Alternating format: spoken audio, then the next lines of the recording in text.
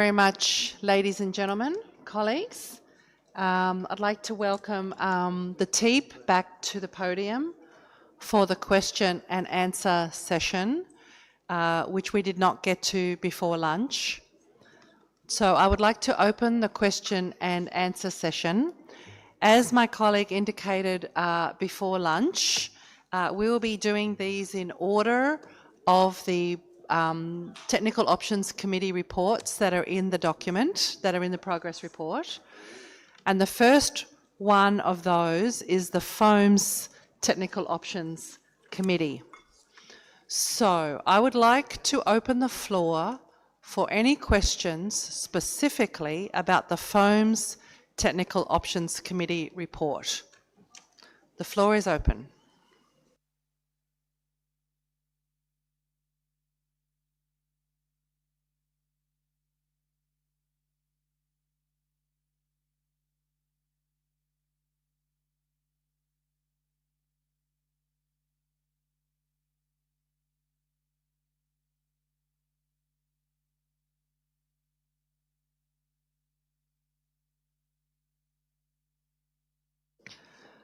I do not see any delegations wishing to ask any questions of the FOAM TOC co-chairs.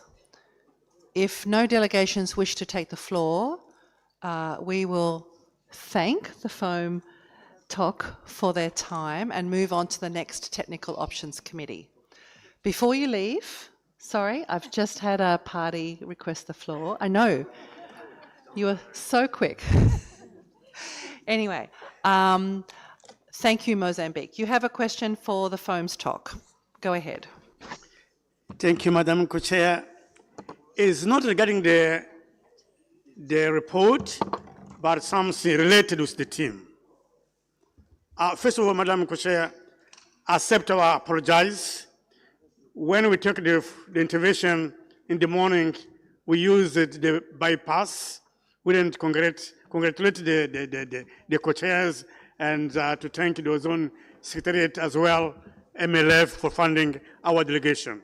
Coming to the main intervention, we have two questions. The first one is regarding the reference of refrigerant. We learn from some workshops, the gas R410A, the letter A is capital.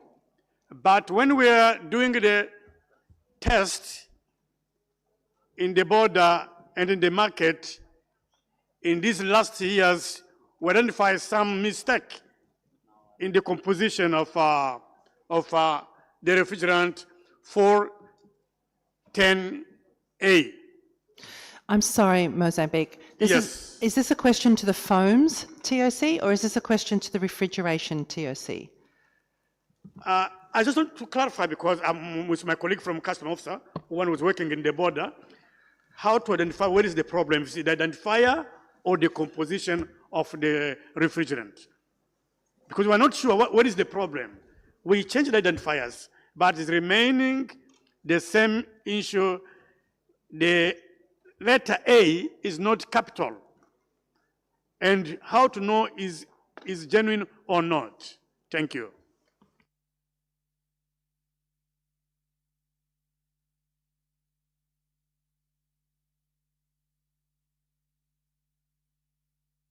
Thank you very much, Mozambique. We might come back to your specific question when we come to the RTOC. So you said you had a second question. Was that in relation to the FOAM's TOC, or is that also a refrigeration question? Mozambique, you have the floor. That's for refrigerant when we're importing. Thank you. Thank you very much. So if you could come back to your question when we get to the RTOC questions, that would be terrific. Okay, are there any questions for the FOAM's TOC? This is the first time we've done this, so this is innovating. But if there are no questions for the FOAM TOC, I do see Argentina. Please stay. I see Argentina wishes to take the floor. You have the floor. Muchas gracias, señora. Thank you very much, Co-Chair. Our question relates to one of the elements highlighted in the report of FTOC, and we thank you for the presentation and thank the entire TEEP for their work. And since it's the first time that we're taking the floor, we'd also like to thank the government of Thailand for their warm welcome, and also thank the Secretariat for organizing and preparing all documents for this meeting. So our question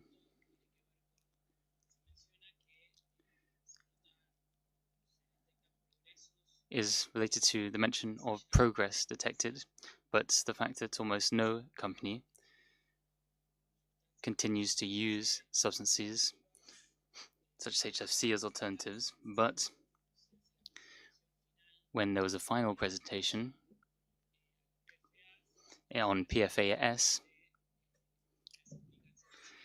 talked about the implications that this could have. So we continue to note delays in the provision of HFOs for formulation. In Argentina, we have made progress on this, but nevertheless, we see large delays in the supply chain. So we'd like to know whether that was reflected in the work of the TEEP. And when you talk about the fact that some companies are still using HCFCs, what is the scale of this? How many companies are we talking about? As we've seen in the report, within the context of the Executive Committee of the Multilateral Fund as well, there were also marked delays in the implementation of projects. And these were not just a few cases. One of the 3 productive companies we know next year will not be producing any more. So although progress has been made, it's not a situation where everything is achieved. And we'd like to know whether the committee shares this vision and whether it's detected issues in the supply chain. Because there's also maybe issues in terms of solutions which are mixed with hydrocarbons, for example. For example, the use of Sprite, which requires HFO as an alternative. And then there was a corresponding question on the PFAS. So we'd ask the co-chairs if we could ask that question on PFAS now as well or not. Thank you. Thank you very much, Argentina, for those questions. And I'll come back to the FTOC co-chairs in just a minute. I also had Myanmar wanting to ask a question of the FTOC. Myanmar, you have the floor. Thank you, Madam Chair, Madam Co-Chair. So this is first intervention of Myanmar. So Myanmar would like to congratulate the ozone security in the host country, Thailand, for the warm welcome and hospitality. And we would like to congratulate to the TEEP members as well. So my question is related to the refrigerants. In some years... Myanmar, I'm sorry, we'll come back to questions on refrigerant later. Do you have a question in relation to foam? Or not yet. Okay, we'll come back to your question later. Thank you so much. We'll keep you in mind for that. Kenya, you have the floor. Thank you, Madam Co-Chair. And being the first time that this delegation is taking the floor, Kenya would like to thank the government of Thailand for the warm welcome and hospitality since we arrived here. We'd also like to thank the Secretariat for the well-organized meeting. Would like to also congratulate the 2 co-chairs on your appointment. Would like also to thank the TIP for their presentation that was well done across all those items that they presented on. Our question is on the issue of the form. So when Kenya carried out its data collection during the KIP preparation, there were challenges in getting informed data from rack equipment with form containing controlled substances, which could not be accounted for as their methodologies of checking for their quantities were not known. This delegation would therefore like to ask TIP how to quantify such controlled substances in rack equipment. Thank you, Madam Co-Chair. Thank you very much, Kenya, for that question. I don't have any other delegations wishing to take the floor, so could I ask the co-chairs to respond to those two questions, please, from Argentina? In fact, there might have been a couple of questions from Argentina and from Kenya. Thank you, Argentina. We were eagerly awaiting you asking a question. We were disappointed at first. I think we were trying to portray that in non-A5 parties, largely there's been a move away from most HFCs except for 152A. Certainly in A5 parties, there is still plentiful use of HFCs. And there is still some small amount of use of 141B. We'd have to go back and look at the actual amounts, but it's gotten to be fairly small now. We could certainly look that up and talk later on in the week. Separately from that, I think that you asked around the supply chain issues for HFOs. So we've certainly seen some improvement. But it doesn't feel fixed until it's fixed for you personally. So although we're seeing some increase and hearing more increase in availability of HFOs, I think we still have some anecdotal, evidence that it's not completely solved yet. So thank you for that. And then let's see, what did I miss?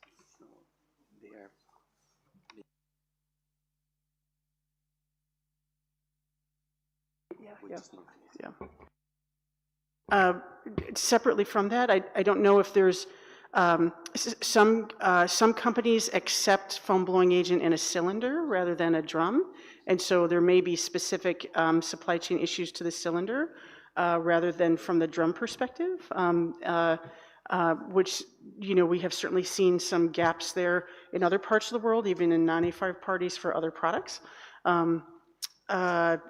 And then,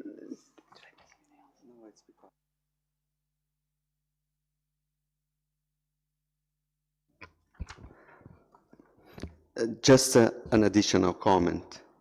Yes, we've seen some difficulties in the supply of cylinders, this 1-ton cylinders, because the logistic is a little bit complicated to receive and then to send them back. So the suppliers are facing some difficulties. Maybe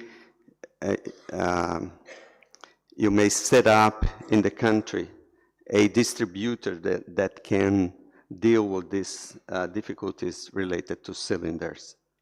This can happen, but we believe this could be solved soon. And I think you were asking as well around, so we also see that there's improvements, but not everything is solved. We agree. And then on mixing with hydrocarbons, the flammability limits in foams are quite specific, and transport of even foam blends with hydrocarbons is quite specific, and rules are local, of course. But certainly, the safety requirements need to or should be followed. And so, certainly that is something we could maybe talk offline in further detail. Yeah. For Kenya, you were asking about data collection for foam in equipment. So certainly.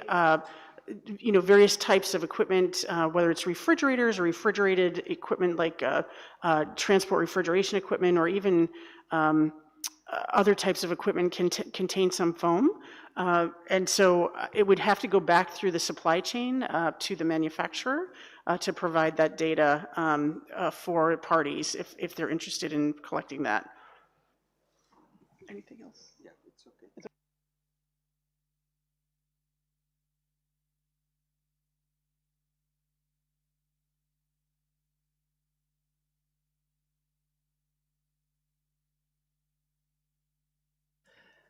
Thank you very much, colleagues. In relation to your question about PFAS, we can come back to that, and you're very welcome to ask the question when we come to the general Q&A. Okay. I don't see any other Sorry. Sorry.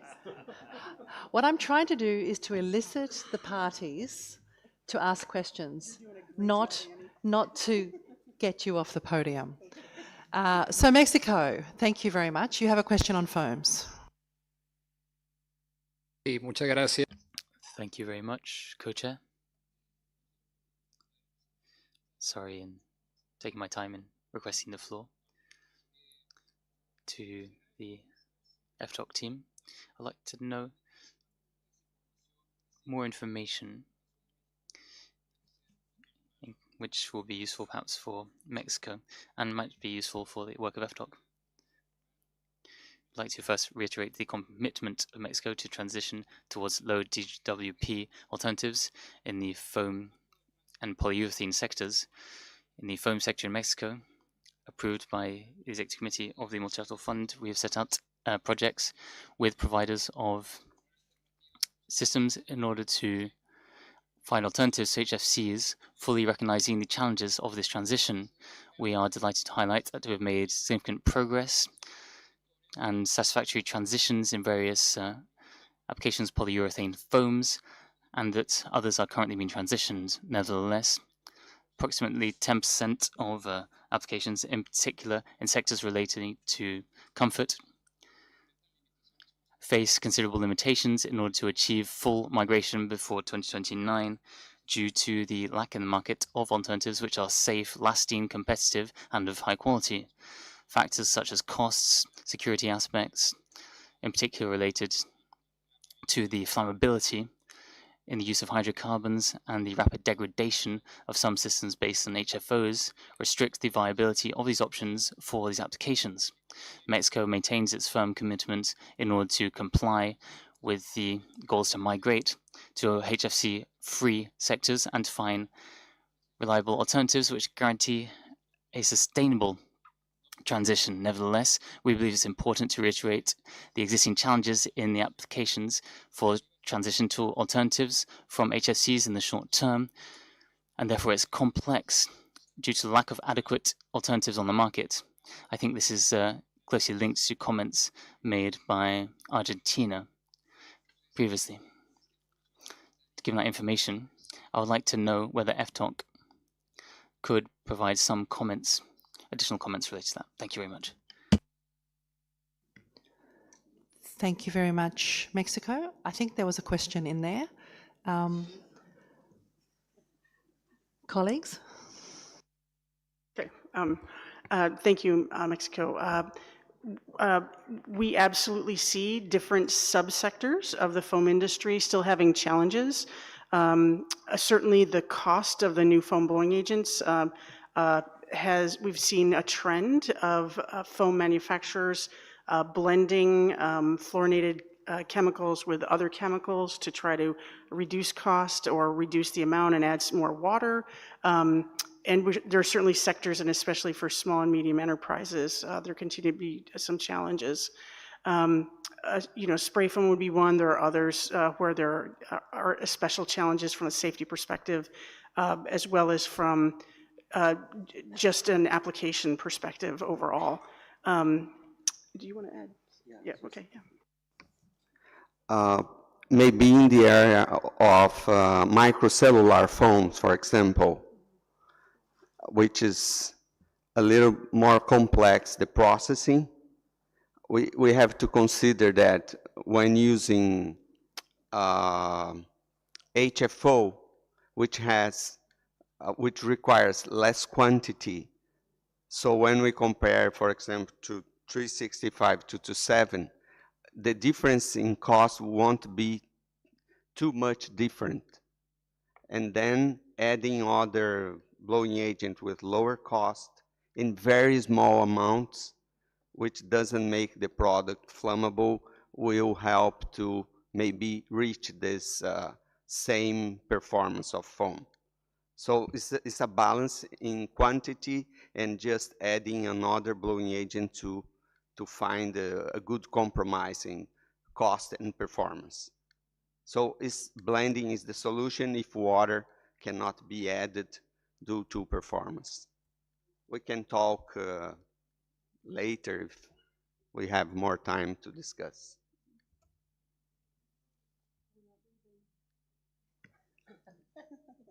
Thank you. Thank you, colleagues, and thank you to Mexico for your question. Are there any more questions for the foam talk?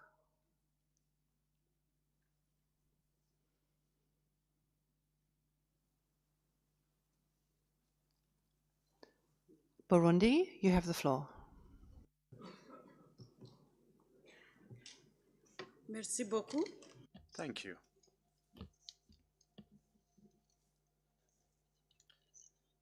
Madam Co-Chair, distinguished delegates, Burundi wishes to convey its gratitude to the Ozone Secretariat for the organization of this meeting, which is so useful to us in making considered decisions regarding the future high-level meeting. To our partner agencies, UNEP and UNIDO, we'd like to thank them for their assistance in implementing the Montreal Protocol. Burundi wishes to extend its gratitude to the government and people of Thailand for the very warm welcome and hospitality extended to us, as well as the outstanding conditions created to ensure the success of this 47th session of the open-ended working group, including the provision of electronic visas. I'd like to associate my voice with that of all the others who have spoken before me to congratulate you upon your election as co-chair of this meeting. As a result of all this support, Burundi has committed itself to reduce its HFCs and to improve the abilities of its refrigeration experts in terms of national awareness raising. We have remain challenged in a number of fields, too many to list here. It would take too long. But as this is the first time that I take the floor, Burundi remains committed to this collective global effort as part of our overall 2047 development vision. Burundi wishes to praise the outstanding work of the TEEP and its various technical option committees, including the first two, FTOC and STOC. And we follow all the assessments in terms of transition to alternatives to the halon and HFCs in terms of fire suppression. We welcome TEEP's efforts in terms of assessment of possible alternatives which are respectful of both climate and the ozone layer. And there is a need to build up our technical capacities, and we call for further regional contributions for importing countries such as ours in terms of our pilot projects and assessment projects. And it's also important to set standards and include the customs agents and so forth, especially when faced with increased fire hazards as a result of climate change. It is therefore important for the international community to continue its research in terms of fire suppression substances which are accessible to all, and we will continue to participate in future discussions and encourage all countries to continue to work to this end. Thank you. Thank you, Burundi. I note that your comment was related to the Fire Suppression Technical Options Committee, not the FOAMS Technical Options Committee. Are there any questions, remaining last questions for the FOAMS Technical Options Committee?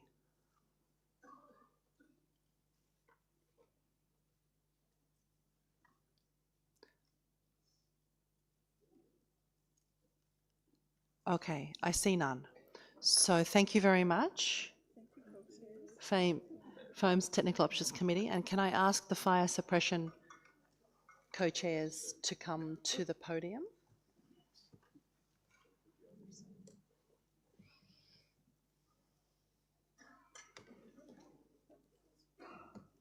Thank you very much. And I'm now going to open the floor for any questions to the Fire Suppression Technical Options Committee. Please refrain from making statements.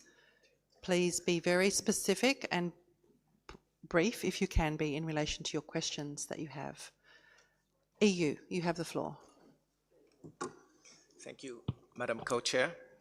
First of all, we'd like to thank all the talks for the information provided in the different reports. It's very useful, and you see that's a lot of agenda items are springing forward, and we could probably even put more on the agenda if we had time from all the good information you're providing to us. So that's for all the talks.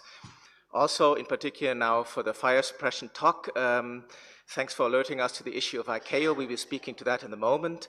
I just have three brief questions, if you will indulge me at this point. So we read with interest that there are some not-in-kind solid aerosols, new alternatives in fire suppression. So maybe you could give us some more information on the state of testing, on the results so far, and the way forward for these options.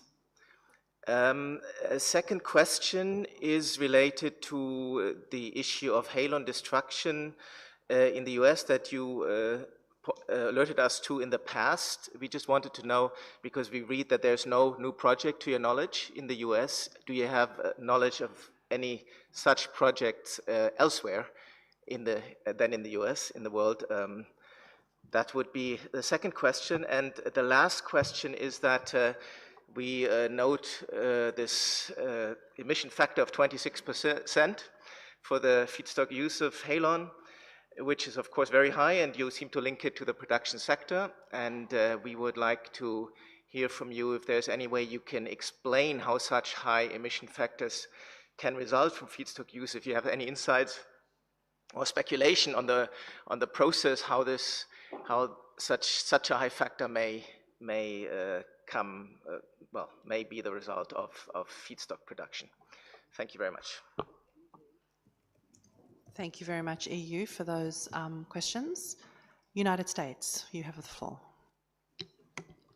Thank you very much, and our thanks to the TEEP, and in this case in particular to the FS talk. And I don't want to repeat some of the relevant points that the EU just made, but maybe just with regard to the emissions factor, we understood that to be related to feedstock, and we would like clarity if it was feedstock use or feedstock production. We are also not sure if that is a question we should be asking to the FS talk or the MC talk, since it's covered in the report in both instances. So perhaps they will inform us on that.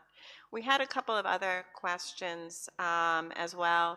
The report itself focused quite a bit on the enduring uses of halons, which was broader than just civil aviation. In fact, it included oil and gas, military, civilian aviation, and nuclear power stations. It also noted other clean agents, not just 1301, that are being used. For example, I believe for nuclear power, it calls out explicitly HFC 227EA.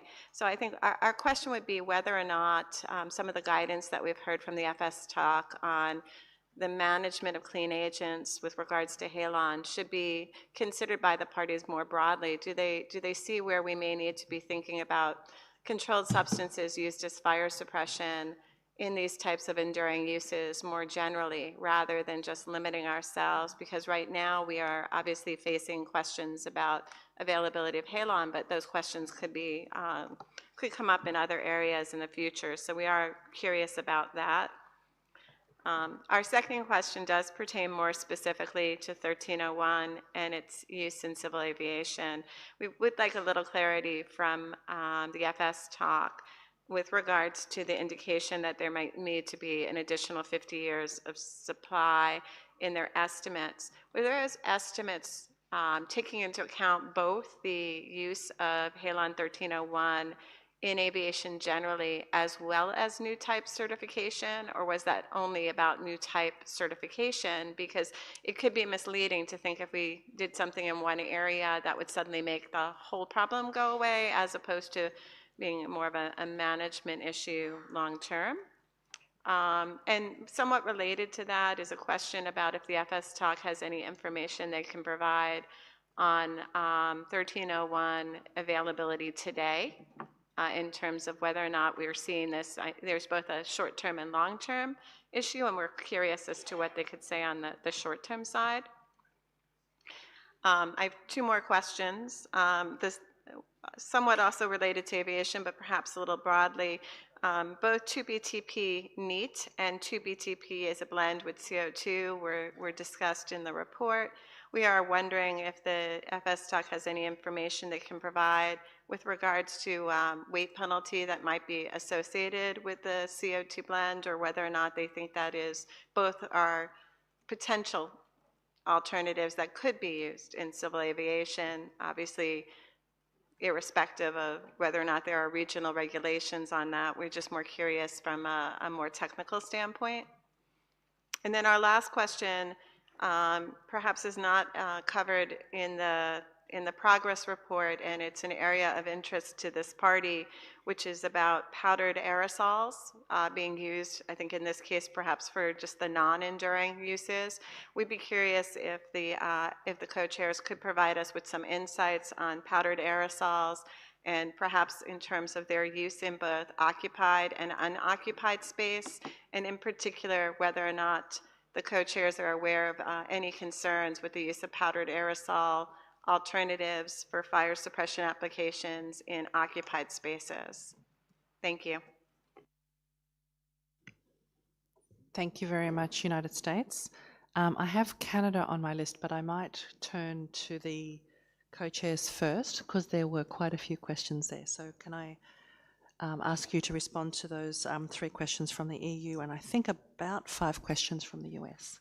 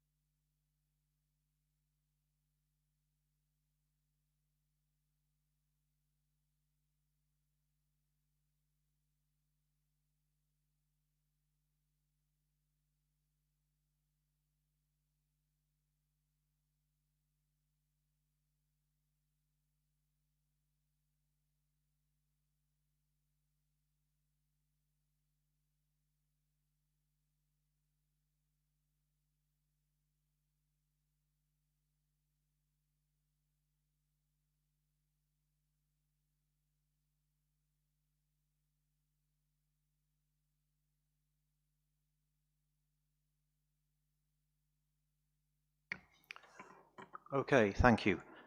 Thank you to the EU for their questions. The first one related to the not-in-kind solid aerosols. This is a fire suppression technology. It's been around for a number of years. It's kind of niche and it's used in certain applications, but not very broadly to my knowledge. It's definitely not a clean agent. There will definitely be a solid residue post-suppression, which is one of the reasons it's found limited applications. And I think while I'm on, I'll turn to the question from the US on the similar topic, I think. The FS-TOC has long held concerns about the use of these materials in occupied spaces, in addition to the solid propellant, which is generated at the time of need by a pyrotechnic reaction. It generates very, very small particles that can get into the lungs, so there's a concern there. Sometimes toxic gases can also be generated by this pyrotechnic reaction, which is why generally they are approved for non-occupied spaces, but I believe there are some listings for occupied spaces. But I think as we learn more from a toxicology perspective, those reviews possibly need to be looked at again. Anything to add? Okay.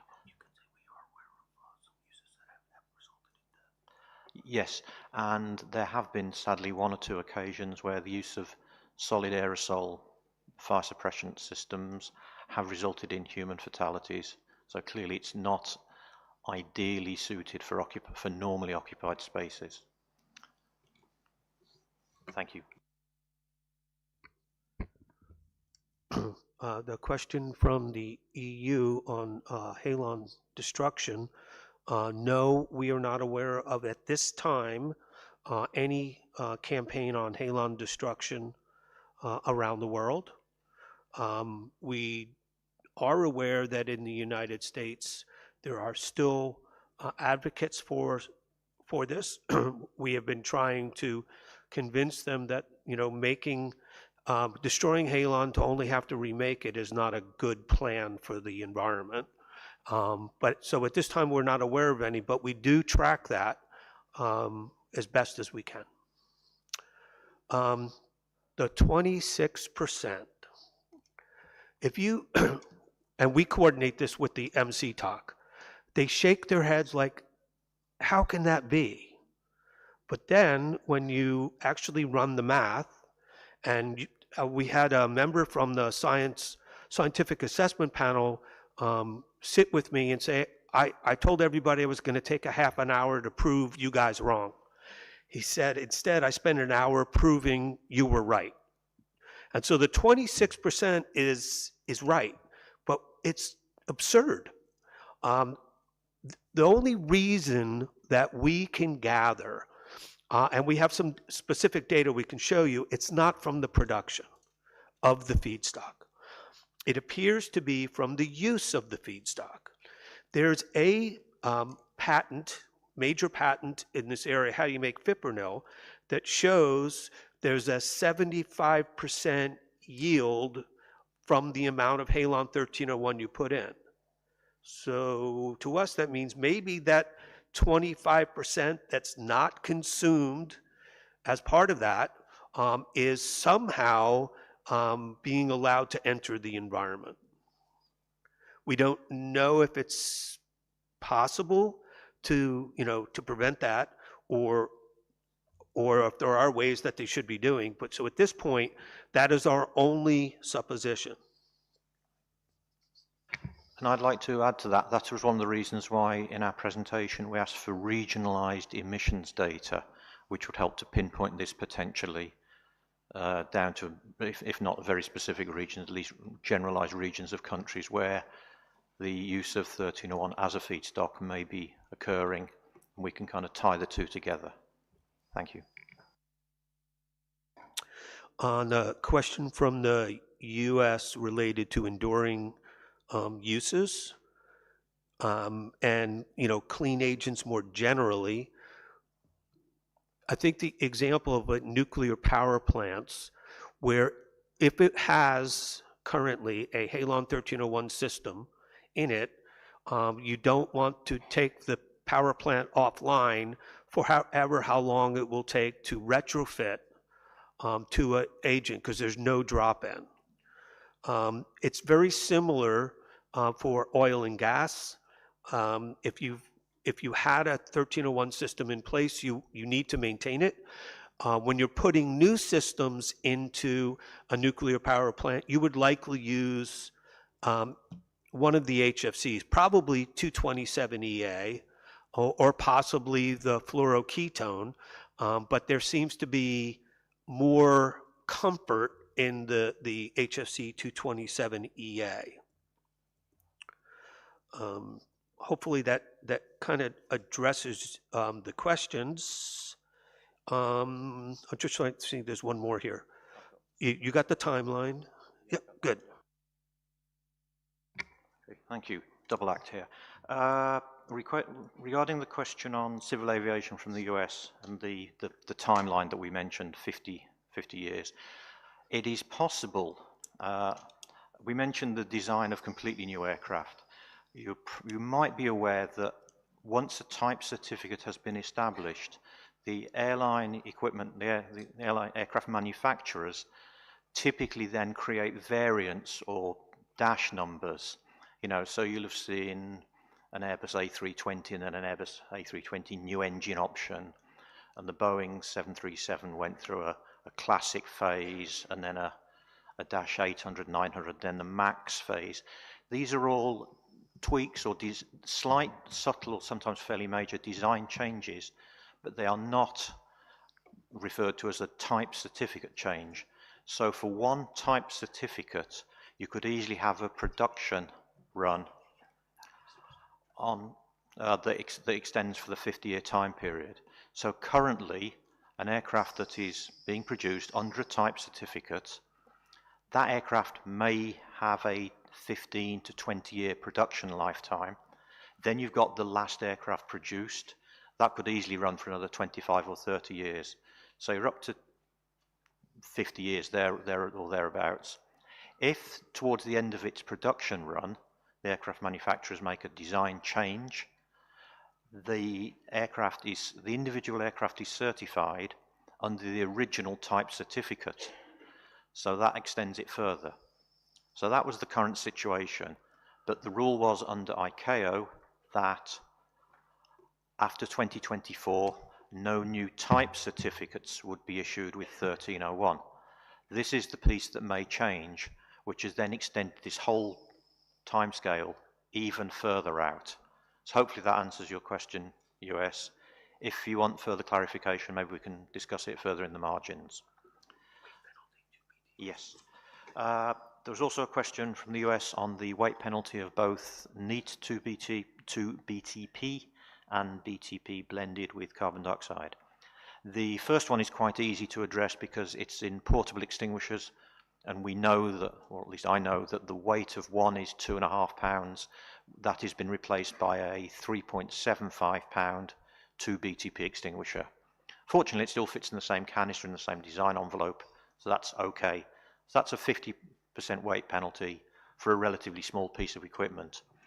When we look at the design of the 2BTP CO2 system, that gets a little bit more complicated because of the different design parameters for the initial discharge and the extended discharge whilst the aircraft is seeking a safe place to land. In broad terms, that weight penalty is going to be something similar, but it will be very, very specific to the design of the aircraft. But as I said in the presentation earlier, the 2BTP CO2 system was the leading contender in aircraft cargo compartment replacement up until the uncertainty and apprehension around the PFAS regulations. So that's now either on a very go slow or completely paused by the companies pursuing this endeavour, and they're waiting to see how the PFAS regulations land. And this is the reason why they're looking to extend the 2024 mandate, because even if it was finally deemed acceptable, it might miss that it will miss that 2024 date for a new type certificate. Hopefully that's clear.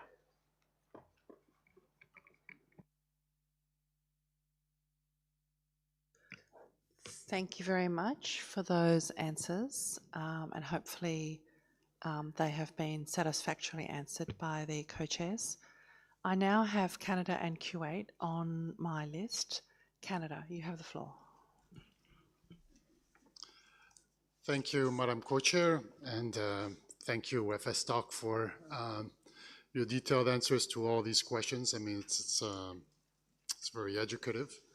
I have 3 questions. 2 relate to the recommendations that you have put forward in this report.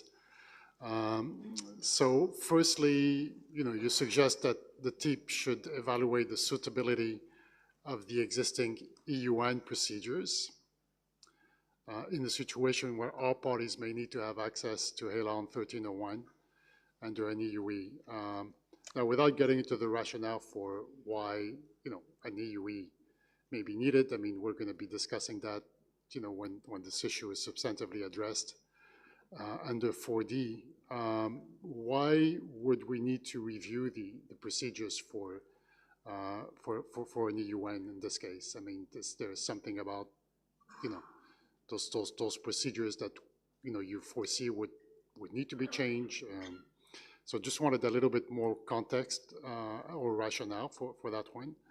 Similarly, if you could provide more explanation of why we would request the ICAO to provide all locations of the maintenance, repair, and overhaul operations that are authorized to service HALON 1301.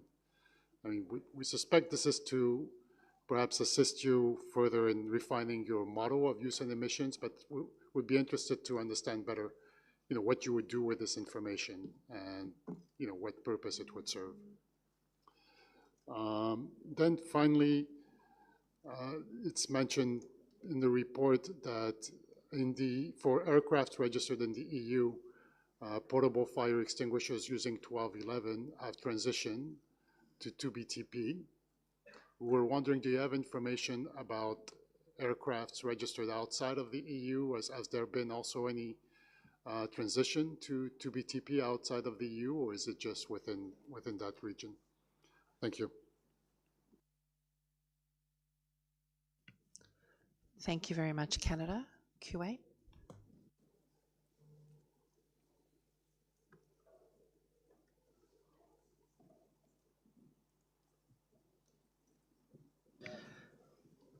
Kuwait is not at his desk.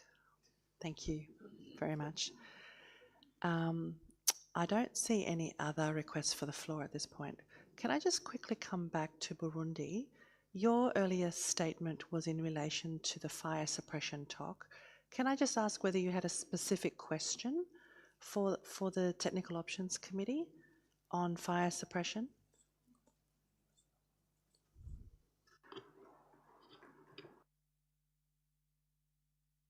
We would like to make this question to the group, but also for the Foams Committee. We are one of the pilot countries when it comes to assessing imported products.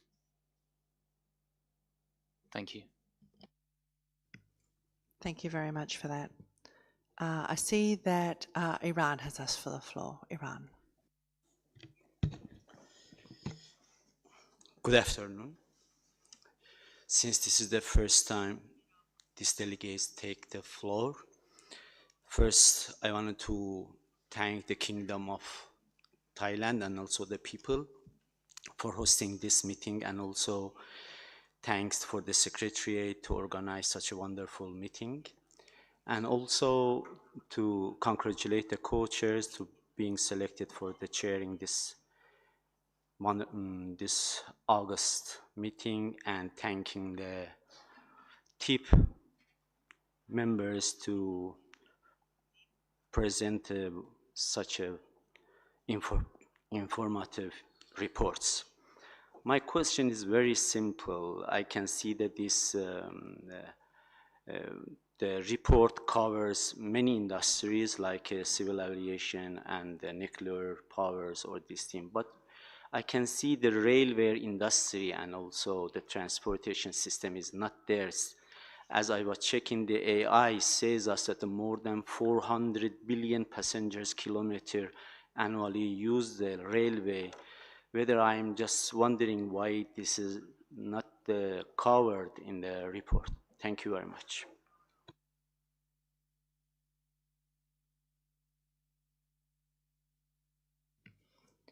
Thank you very much, Iran. I might turn to the FS talk on that point, but it might be a broader issue. But anyway, can I turn to the co-chairs to respond to the questions from Canada and whether you have any observations in relation to the question from Iran? Thank you. Thank you, Canada. If you will indulge me, I forgot to address one of the questions from the U.S. on availability.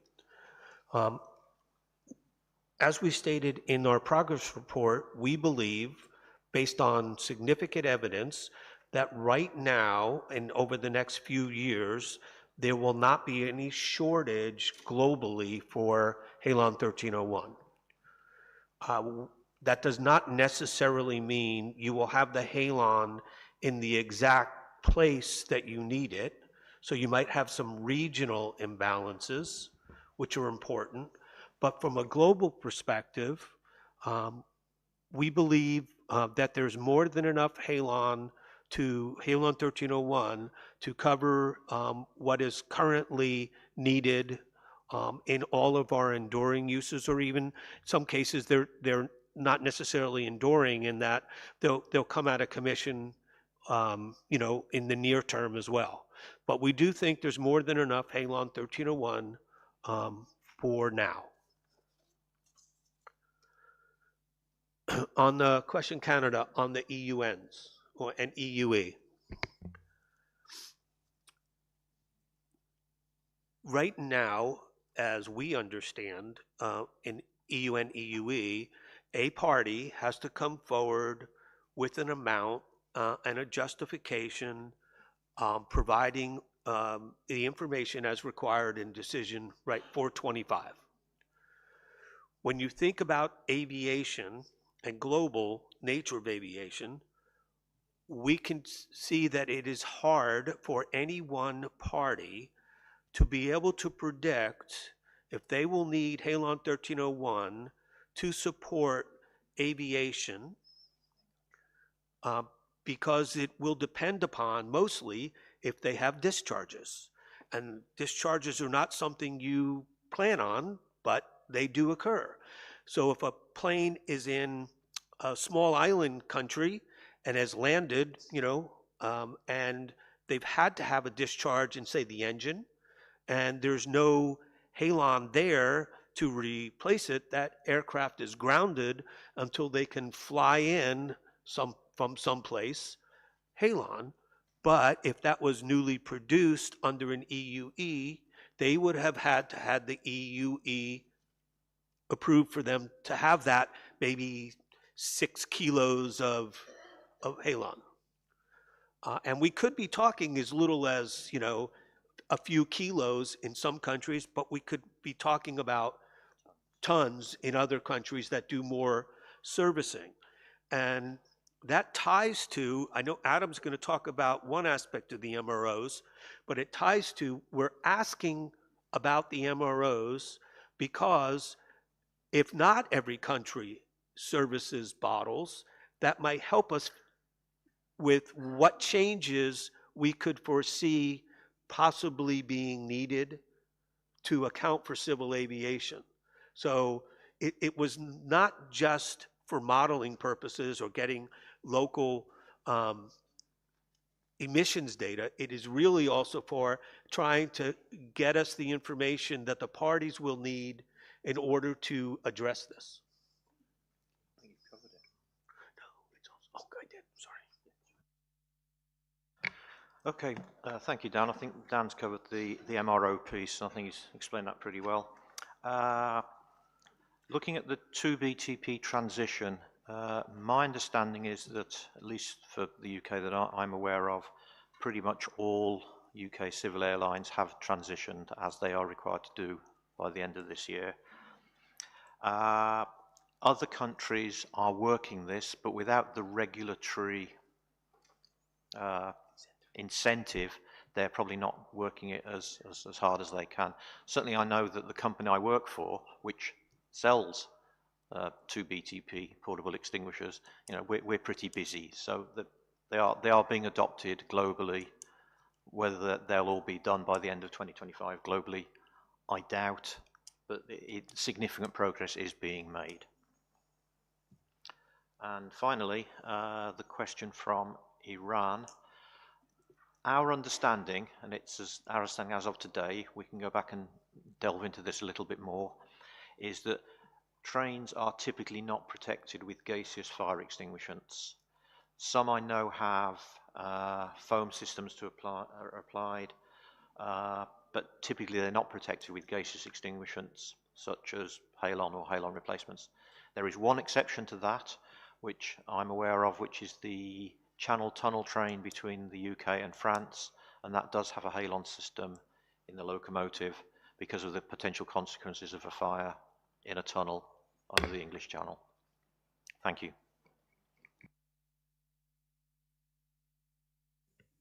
Thank you very much, co-chairs.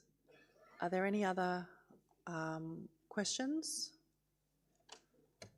for the fire suppression talk co-chairs?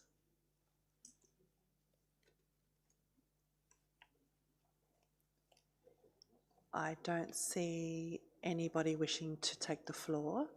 So thank you very much, co-chairs, for your participation.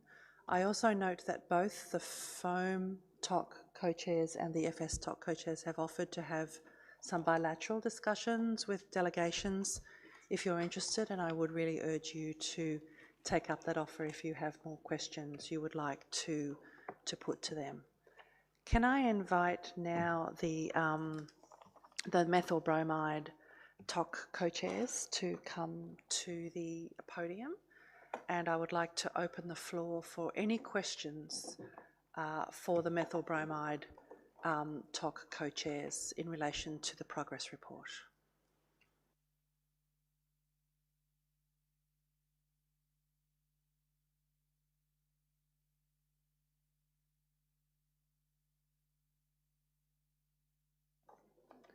Thank you. Nigeria, you have a question. You have the floor.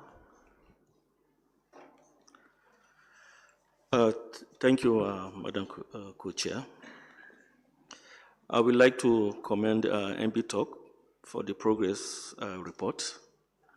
The report did mention that over 85% of the MB used for QPS is vented directly to the atmosphere after treatment.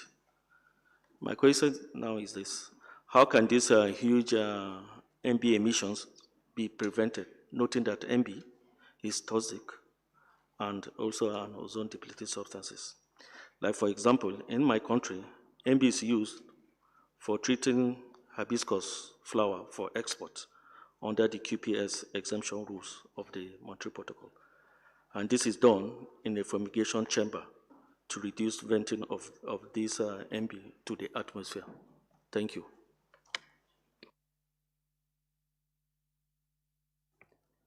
Thank you very much, Nigeria. Are there any other delegations wishing to ask questions of the MB Talk? Switzerland, you have the floor. Thank you very much. And since it's the first time this delegation can take the floor, we would like to thank the people of Thailand for their very, very friendly welcome always. We are always happy to be here. The Secretariat, who's as friendly even with the high levels of stress they are suffering right before this meeting. And also thank you for the assessment panels. Without your great work, we wouldn't have so much good and valuable information here. And lastly, co-chairs, you're doing a good job. Thank you very much. So to our questions to MB Talk. We noted that the MB Talk mentioned in its progress report under the title of Expected Workload 2027 and Beyond that it would deal with findings or developments related to ODS not yet controlled under the Montreal Protocol and which are relevant to MB Talk's expertise, for example, nitrous oxide. So we would be interested in understanding better, in the specific case of nitrous oxide, which sectors or processes MB Talk would focus on in its upcoming work, and if also the MC Talk would be dealing with the issue of nitrous oxide. Maybe MC Talk could provide an answer to this under the next sub-item of this Q&A section. Thank you very much.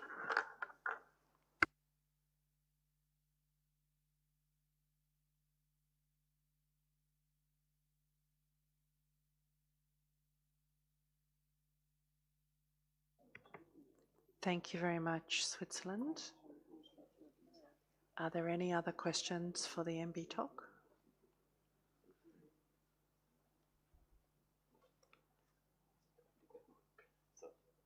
I don't see any delegation wishing to take the floor, so can I turn to the MB Talk for answers to those questions from Nigeria and from Switzerland? Thank you.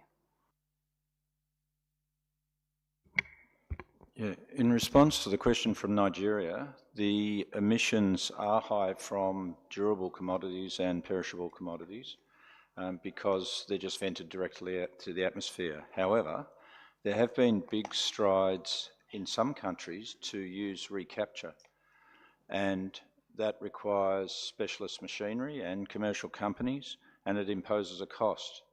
And they're generally imposed because the country puts in a policy to reduce emissions, and therefore those recapture technologies become economic because they have no other alternative. So New Zealand has implemented recapture based on emission policies, which say that you have stepwise reductions in the amount you can emit down to zero by mid-2030s.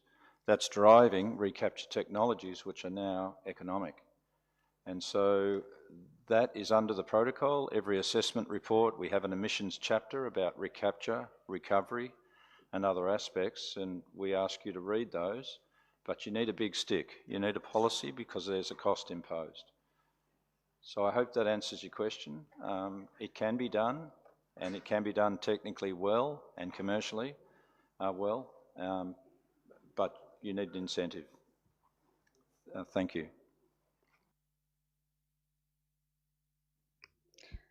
In response to Switzerland, it was not the intent of MEPTOC to say that we will be working on nitrous oxide. It is not our current mandate.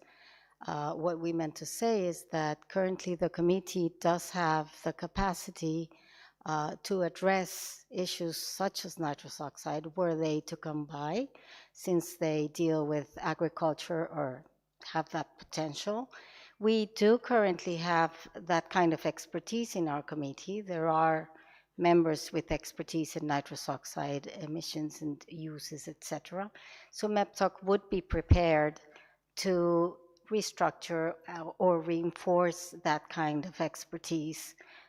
It is not foreign to us at the moment, but we do not, again, intend to say we will be working on that. Thank you.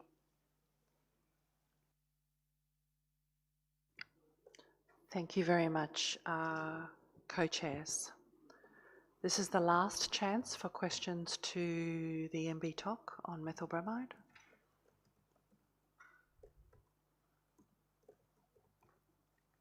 I don't see any delegations wishing to take the floor, so thank you very much, co-chairs, for your time. I'm also now going to turn to my colleague, Chantal, to take on the rest of the Q&A session. Thank you very much, Chantal. Thank you, Annie. Good afternoon, everyone. So continuing on, our next Q&A session will be focused on the Medical and Chemical Technical Options Committee Progress Report. So as the committee comes forward, I'll invite parties who have questions specifically for the MC talk to kindly indicate and make your request for the floor.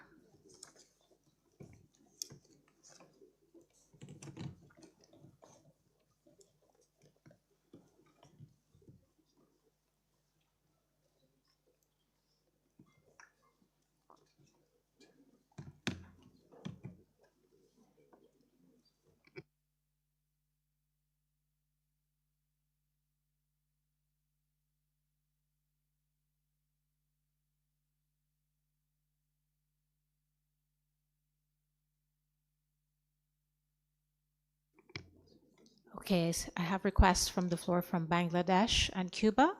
So Bangladesh, you have the floor.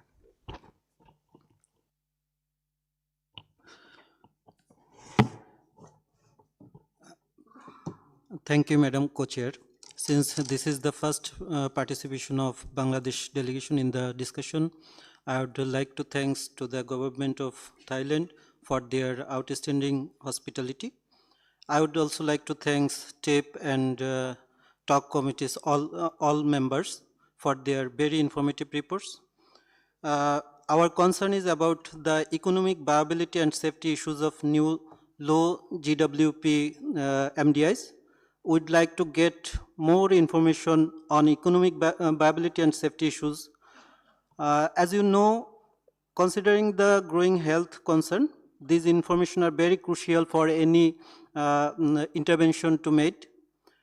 Besides this, I also like to get some information on another issue. In the presentation, you forecasted that after 2030, HFC 134A or HFC 227EA can be unavailable. I would like to know what are the cause behind this statement. Thank you once again.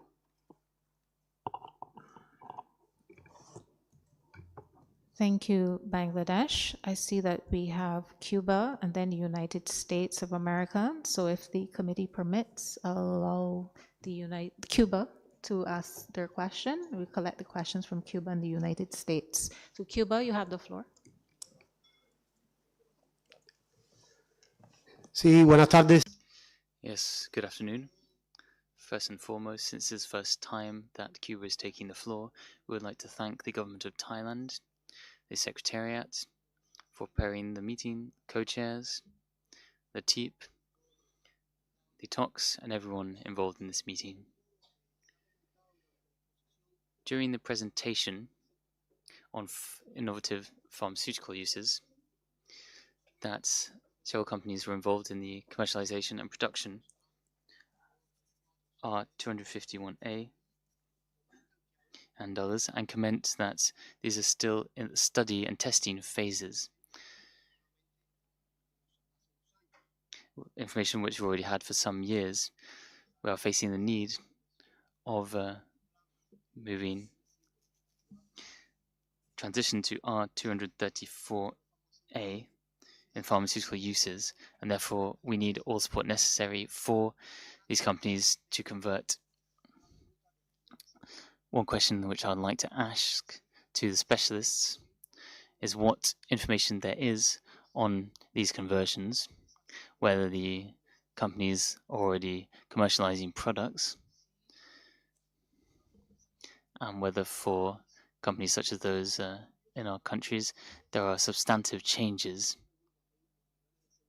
Also want to recall safety levels, because for these, one is flammable and one is lightly flammable. Thank you.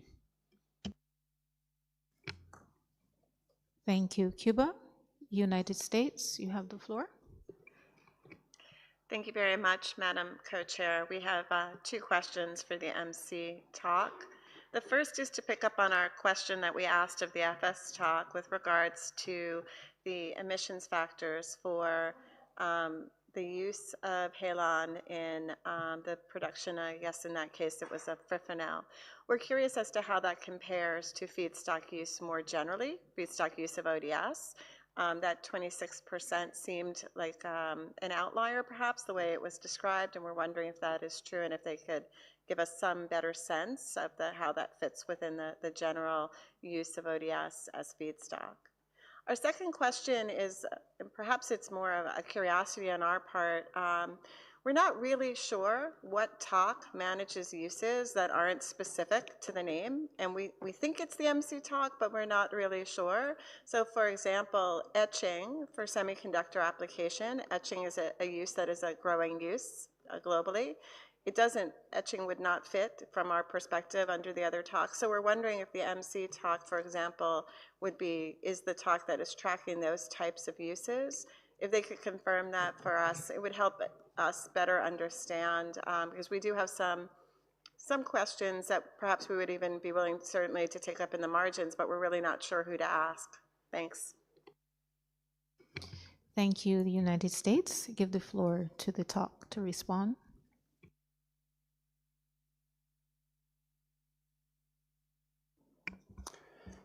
Thank you very much. I'll try to answer Bangladesh and Cuba in one if I'll try to make sure I cover your points exactly.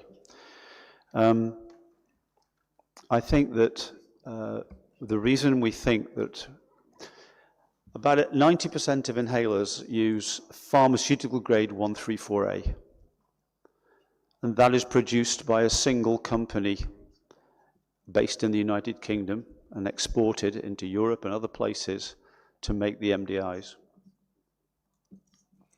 If you're going to produce a new pharmaceutical grade material to put in an inhaler, it probably takes at least 2 years to qualify it.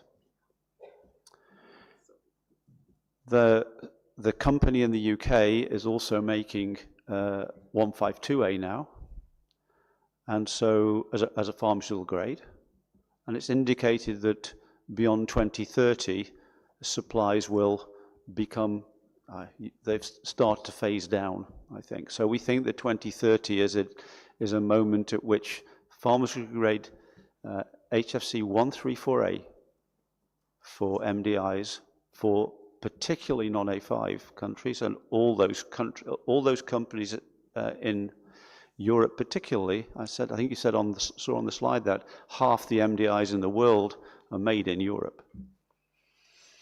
So that could compromise, and that's fired a lot of activity in what's a pretty mature pharmaceutical industry now. I explained that 9 companies already announced that they've got R&D underway, and major programs are underway to do that in non-A5 parties. We have early information that a company in India and maybe 2 companies in China, which currently manufacture 152 and the HFO, could be moving to manufacture pharmaceutical grade materials, and those could be used in developing countries, pharmaceutical companies. But at this point in time, we have no information. If they're going to do that, they would need to move quickly to get those approvals done. One Chinese company, we understand, has made an approach to the US FDA.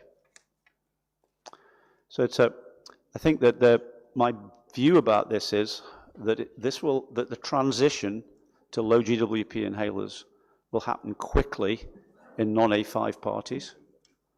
But as I pointed out, there are a lot of companies now manufacturing affordable, often SMEs manufacturing affordable inhalers in A5 parties. So accessing the propellant will be important if they're going to transition. Cuba asked a very important question there about whether this was an easy change to make. And the answer is that it's not. Certainly the companies in Europe that have switching to 152 have set up new safety standards and fire protection standards within their factories to cope with a more flammable propellant, sorry, forgive the word, yeah, and more flammable propellant. So I think this isn't an easy situation, I think. Above all, as a physician, we don't deliver inhalers very well, affordable inhalers very well into many parts of the world. I'm talking about Africa, for example. Many patients can't afford the inhalers that are available now. It's really important that those patients don't get disadvantaged in any transition. I'm completely signed up to that. Does that answer your question? Cuba as well. I can't see Cuba. Hope that's helpful.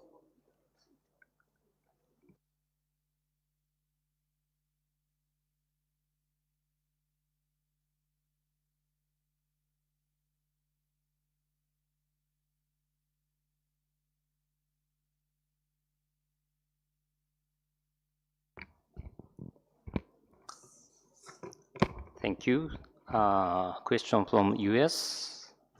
The emission factor is usually from 2 to 4% from assessment and measurement from feedstock.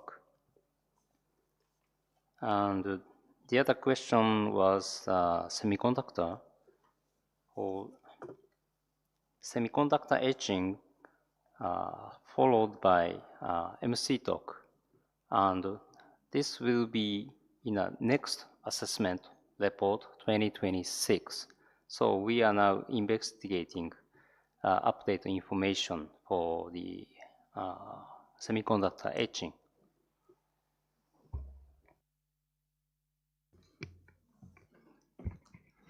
Yes, thanks for the relation to the first question from USA.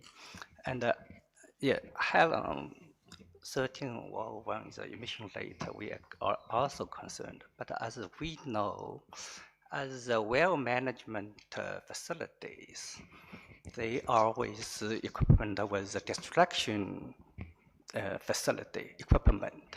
So the emission rate in our assessment is about 2 to 4%. Thank you. Thank you, Talk. I hope those responses address the questions. I now have questions from the EU and Canada. So EU, you have the floor. Yes, thank you, Madam Co-Chair. I'm afraid I have a couple of questions on this topic. So starting with the issue of the MDIs, we read in the TIAP report that due to a tightly controlled pharmaceutical quota scheme that we're supposed to have in the EU, just to note, it's not limited to the pharmaceutical sector, stock building will not be possible beyond currently held small volumes. And we're a bit surprised how you arrive at that conclusion, because a stricter phase down affecting the MDI sector is only from 2030, and any gas put on the market until then, placed on the market, can be stocked, used, sold, whatever, without any further use. So there is ample time to do stock building. Another issue is that in the TIAP report we read that the inward processing relief is cumbersome and administrative.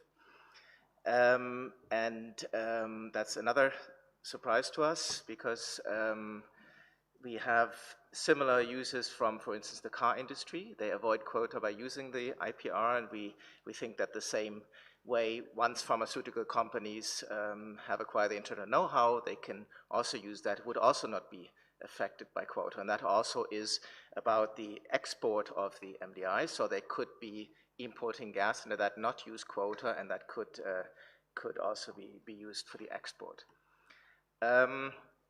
Then the TIAP mentioned the price sensitivity of the new gases and inhalers in A5 countries. That's something we would like to better understand. Maybe you can give us more information. When we made the study on the EU market, the price of the gas was actually a very small portion of the price of the inhalers. So I'd like to understand if there's a fundamental difference between the case of the EU and the Article 5 countries. Another point, something you wrote in the report, is that R152A, which is not classified as PFAS under any proposals as far as we know, that there could be PFAS impurities, and we'd just like to know what these could be. That's on MDIs, and then just a couple of questions also on the issue of feedstocks. The TIAP states that the feedstock use of carbon tetrachloride has increased in recent years due to the growing demand for lower GWP HCFOs and HFOs. So do you expect a further increase in feedstock production due to the higher demand for 1233ZD and HFO 1234YF and others in the future? And maybe the last question, or surely the last question, we'd like to know on the issue of feedstock, what information would be very valuable to the TIAP? What information is TIAP lacking so that you could refine emission estimates for feedstock substances in the best way? So in other words, how could we as parties help the work of the TIAP in arriving at better numbers for emission estimates? Thank you. Thank you very much, EU. I saw that Canada no longer wishes the floor. Okay. And I see that Kuwait is requesting the floor. Kuwait. Thank you very much, Madam Co-Chair. First of all, let me say sorry for the previous one. I think I touched it by wrong and I leave the room. So now it's reality. So I just want to have a clarification from a statement was mentioned about the MDIs, that there are only one manufacturer in Europe that use 134A as a refrigerant, and to my extent knowledge that I know there is a manufacturer in India, and I just want to confirm if that is there, why it's not being mentioned or missing or what, because that will change the issue, because we want to understand to which extent that manufacturer can supply MDIs with 134A. I think it will be beyond the 2030 or beyond 2034, beyond 2035, I think, or more. So just I need a clarification about that issue. Thank you. Thank you, Kuwait. I now pass the floor to the members of the committee, the co-chairs, to respond. You have the floor.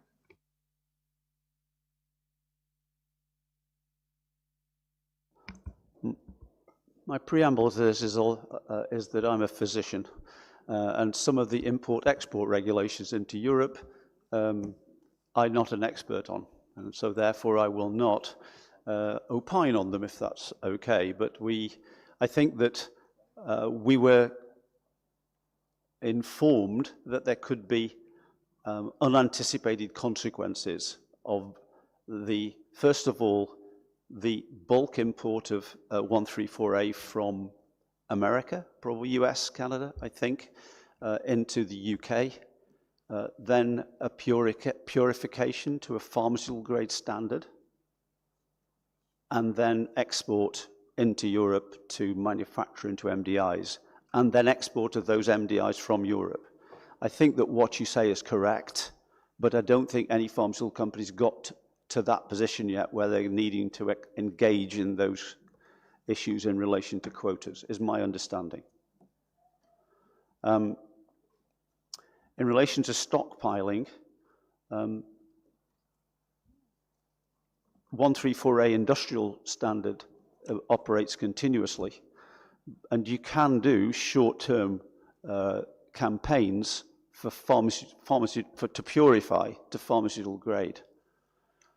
My understanding is that current containers to maintain that stockpile are very limited because it's a, use it, make it, send it.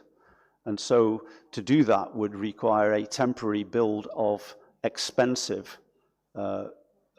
equipment. And also, I think there's a limit on the amount of time that you're allowed to stock materials for pharma grade activity. It would need to be requalified if it went beyond a specific date. In terms of price, you're correct. I think that the actual cost of the propellant is not a major component of the ultimate inhaler cost. On the issue of 152A being caught by PFAS regulations, again, it's simply a concern that de minimis impurities could exceed a limit specified under some regulations, and therefore I don't think it's an issue, but we wanted to flag this as a possible issue.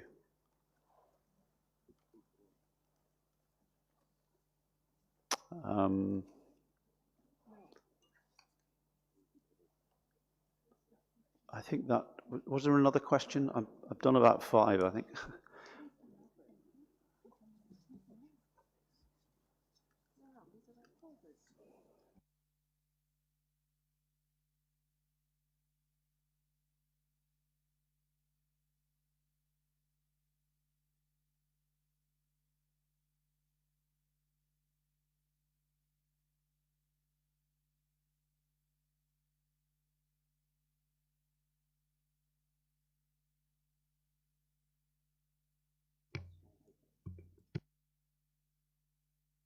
Sorry, if I may come back. Q8 asked a specific question. Apologies. You asked about a company in India that currently manufactures industrial grade 134A. Our understanding is that that is correct. It's as you say, it's, if you take a longer time horizon, then it's likely that we understand that they are moving to manufacture pharma grade materials. As I think I explained, it takes at least 2 years to qualify a new propellant into an existing inhaler with an existing product. And so that's certainly true in Europe and I think the US as well. And so you're right, long-term supply of pharma-grade propellants, both the HFO and 152A, could come from manufacturing A5 parties. And so it may be that A5 parties will be able to sustain their own inhaler industry from their own propellant manufacture.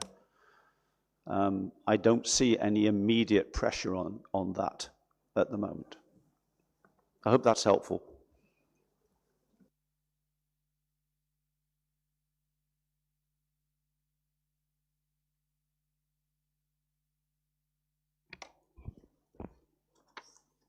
Thank you. Thank you. Question from EU for regarding the CTC. So CTC stock, feedstock is likely to increase depending on take up HFOs.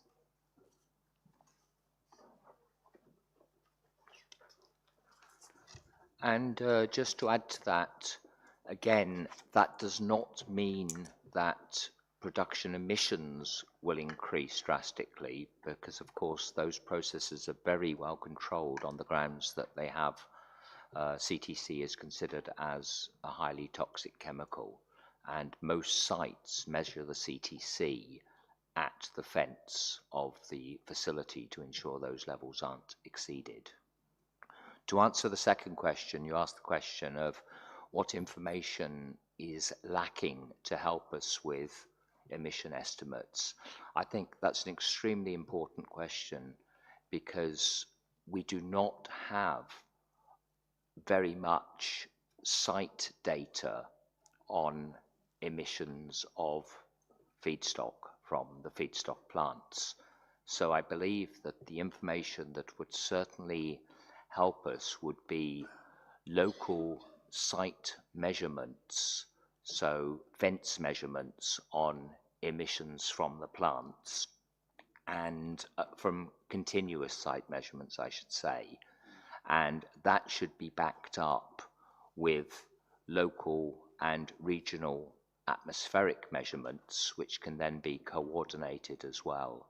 And by having those two areas covered, it would help us. And there's been a recent paper on the Netherlands plant in Dordrecht, which has helped us on estimating the emissions from a plant. That was a specific study where they put in markers, but that has really helped us with our estimates.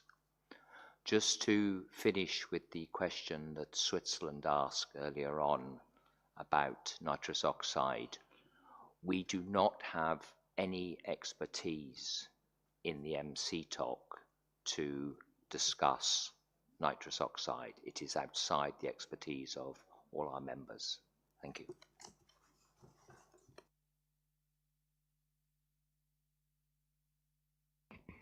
And to continue with first response, as for the informations, I think the lack not only just from the production of the feedstock, and also from the use of the feedstock as a raw material. This process, I think, for less lack of, for the production, we have some, maybe we have some experience, expertise in this air industry, but for the use air section, we have, because wide spread use for the feedstocks, so this also lacking of the information, and very useful for us to estimate the emission rate whole. Thank you. Thank you, co-chairs, and I do hope that the responses provided were adequate. And if there's always an opportunity to discuss further in the margins as well. Are there any other requests for the floor? If not, we can release the MC talk. I'm not seeing any further requests for the floor. So thank you, MC talk. We now move to questions from the floor on the R-Talk progress report, including the responses to decision 36.2. on LRM. Earlier, there were interventions from Mozambique and Myanmar, so I would invite them to make their request for the floor, along with any other parties that have specific questions for the RTOC on the RTOC progress report. So the RTOC members are ready. I see requests from the floor from Nigeria and Ecuador. Nigeria, you have the floor. Thank you, Madam Co-Chair. My delegation will like to commend TIP on the progress made in providing further updates on the RM activities in response to Decision 36.2. We also thank parties that have provided information on their RM activities. As reported by TIP, efforts in the advancement of RM practices globally are being hampered by a global shortage of necessary refrigerant identification equipment and leak detection systems are not readily available. In TIAB's views, how can these issues of availability and accessibility of RM essential equipment or technology be addressed, especially for A5 countries in the context of the Kigali implementation plan? Thank you. Thank you, Nigeria. Ecuador, you have the floor. Buenas tardes, muchas gracias. Good afternoon. Thank you, Co-Chair. Ecuador would like to thank Thailand for its warm welcome, Secretariat for the excellent organization of this meeting, and the TEEP for its valuable work and the presentations. We're happy to take the floor for the first time here on a topic which we believe of great relevance for Latin American countries. In recent years, we have seen an increase in SHFC costs, which in some cases have gone above 40%. This is devastating for our region because high prices are disincentivizing transition, affecting access to essential technologies. We are concerned this phenomenon could lead to a false perception of compliance with the Montreal Protocol, artificially reducing demand without a real transition to alternatives. Therefore, we'd like to ask the TEEP two questions. First,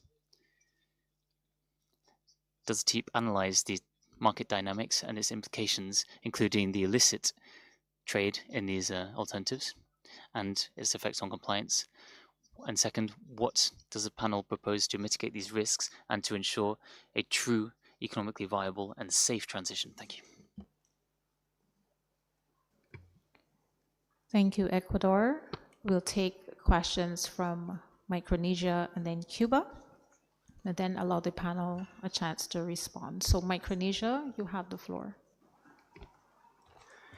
Thank you, Madam Co-Chair. On this agenda item pertaining to refrigeration, our delegation would like to thank the TEEP for yet another excellent report on the critical topic of life cycle refrigerant management. The content of the report is very helpful in strengthening our understanding of these evolving issues and supporting our decision-making nationally. In fact, for countries that have limited research and scientific resources, like ours, the technical and scientific information of these reports are invaluable. The report is also critical for our cooperative decision-making. Having said that, we have a few specific questions for the TEEP. The first question, regarding the topic of LRM, we would like to know whether the TEEP was able to consider the information that countries submitted to the Secretariat in the progress report. If so, was that information helpful, or how might it be more helpful? The second question, could the TEEP provide observations on how the existence or lack of regional cooperation could impact countries' ability to fully carry out LRM practices? And lastly, we'd like to know whether the TEEP was able to consider the content countries have included in their NDCs relating to the cooling sector, and in particular, aspects of LRM in their national planning. And if not, is that something that could be included in the final report?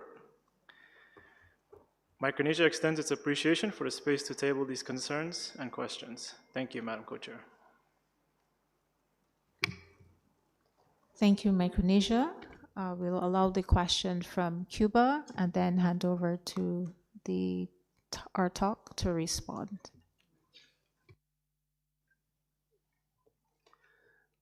Thank you. For several years now, we've seen the promotion of the use of propane in split air conditioning, which is one of the fundamental trends in the residential sector. There's also a trend of the use of R32, calling that both of these are flammable, although R32 is less flammable. What has happened with the use of propane in the split equipment at present is very difficult for Article 5 countries to buy R92 or R90,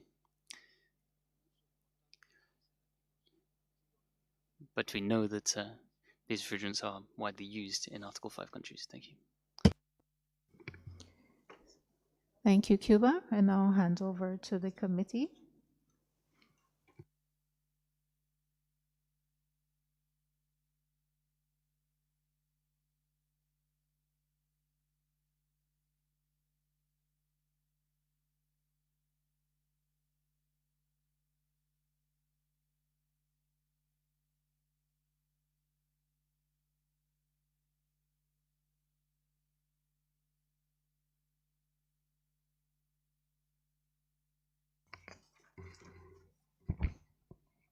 For the distinguished delegate of Mozambique, when you have a refrigerant mixture, you should have a capital, an uppercase letter following the number to distinguish between the different composition of the same refrigerant of a mixture having the same substances.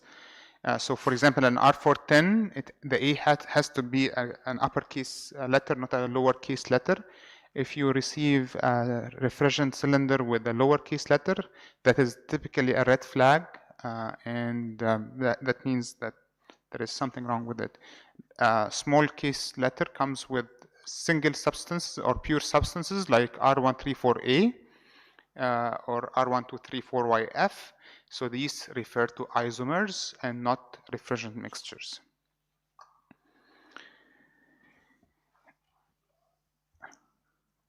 For Nigeria, the distinguished delegate from Nigeria, I think it's important to understand that in order to address the challenges associated with the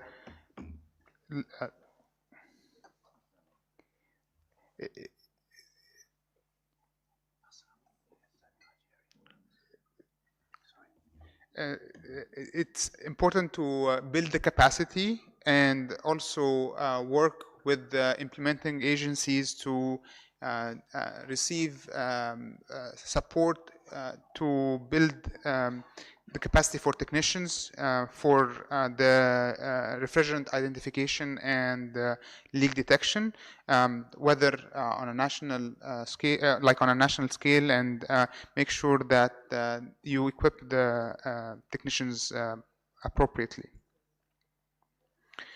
Do you want to answer Ecuador, or do you want me to answer it? No, you go ahead. Okay. For the distinguished delegate from Ecuador, we understand that the cost is going up for some of the HFCs, but that is more of a supply chain issue, and it differs from market to market. It's not necessarily in all regions. So it looks like it was a case in Ecuador. We do not necessarily track the market transition in regions, but we do look at some leading regions just to look at the difference between the HFCs and low WP refrigerants, and we have seen that in previous TEEP reports, and not necessarily in the progress report, but in different TEEP reports. to analyze the trade and its impact that was published in the Energy Efficiency Task Force report to show that the impact of refrigerant was not the most relevant impactful impact on the refrigerant choice. In terms of what is the most economically viable option, the most economically viable option is typically dependent on the market dynamics and what is relevant for your situation. I cannot say for sure what is good for Ecuador is good for Egypt, is good for Nigeria, is good for New Mexico, or for Mexico, sorry. So it depends on the country, and I would stop there, but we can talk offline. For Micronesia, the submitted information was collected, and we have seen the compilation of the document by the Secretariat, and I think we unfortunately did not come on time, but we will make sure it will inform the quadrennial assessment report. In terms of the regional cooperation, we believe that the life cycle refrigerant management is an important topic. It takes, as mentioned in the presentation earlier, what we have achieved so far, or the reported achievement so far, is not enough, and there is a huge potential to be achieved. We see significant progress in regions like Europe, so or the European Economic Region. So again, if people work together, definitely they can achieve better progress. With regard to including LRM or cooling initiatives in NDCs, again, that is something that we can include in the quadrennial assessment report as part of the policies and policy integration. Thank you. Thank you, Omar. Cuba, you did make an intervention. It came across to both the co-chair and the talk co-chairs as though it was more of a comment about accessibility and availability of R290. Did you want to ask a question or just to emphasize that point?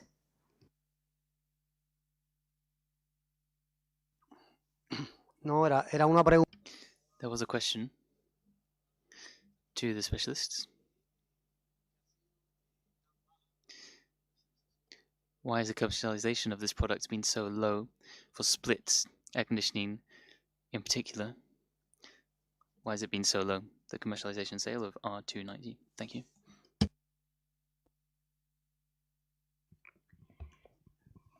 So the commercialization of R290 has been lagging primarily due to the challenges associated with the safety standards. However, as we have elucidated earlier in our presentation, there has been much progress on standards. So IEC 6335-2-40 has been updated and now allows for up to 988 grams, where we call it M1 charge, so without control, and that would allow for more charge to be used in the future.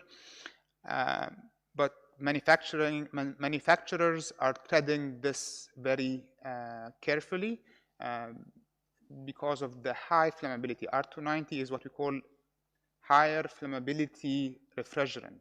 R32 is mildly flammable refrigerant. So the major difference is R290, when it sees a spark, it will propagate the flame very fast, right? So it will burst into flame very fast. Whereas R32, when it sees a spark, first of all, it needs to see a high energy spark, actually an open flame, and then the flame propagation is very slow. So it's much easier to control flame that is coming out of R32. So you can put larger amounts of R32 in the equipment compared with R290. So manufacturers know how to make energy efficient R290 equipment, but they are concerned about the safety of mini split R290 equipment, especially because they cannot control the installation. Whereas if they put a manufacturer sealed equipment, like for example, the window propane unit, these are on the market, there is no problem because it's a sealed unit. It will not leak for 10 years. Or if we talk about portable air conditioner, it's a self-contained unit. There is no on-site assembly, so there is no problem with a technician having to connect tubes on site.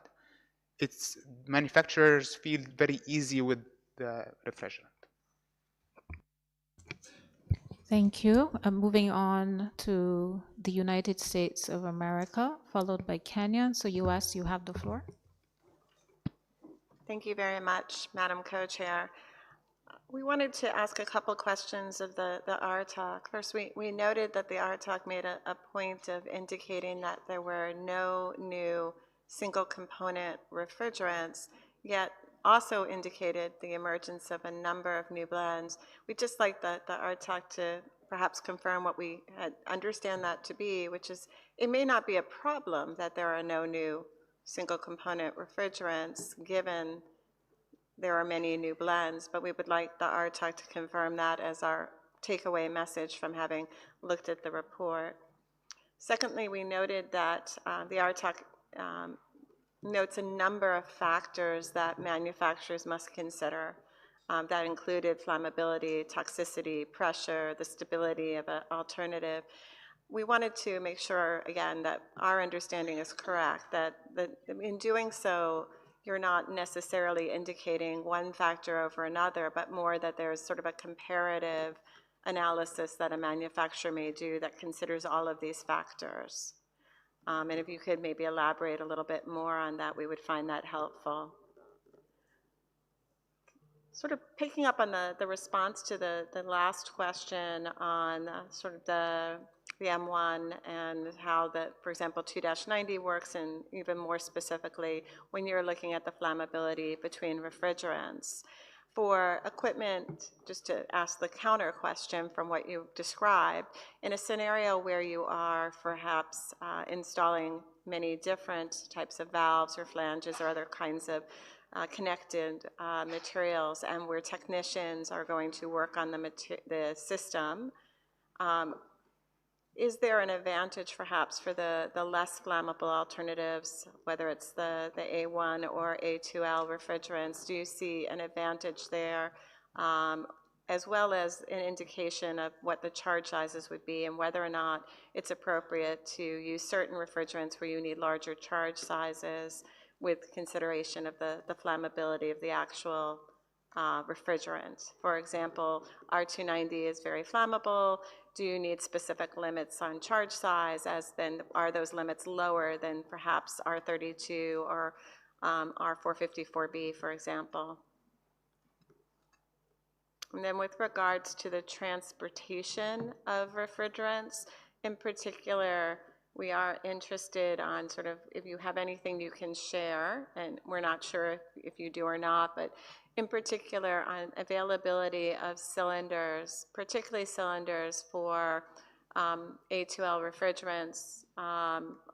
Both R32 and 454B are in increased use.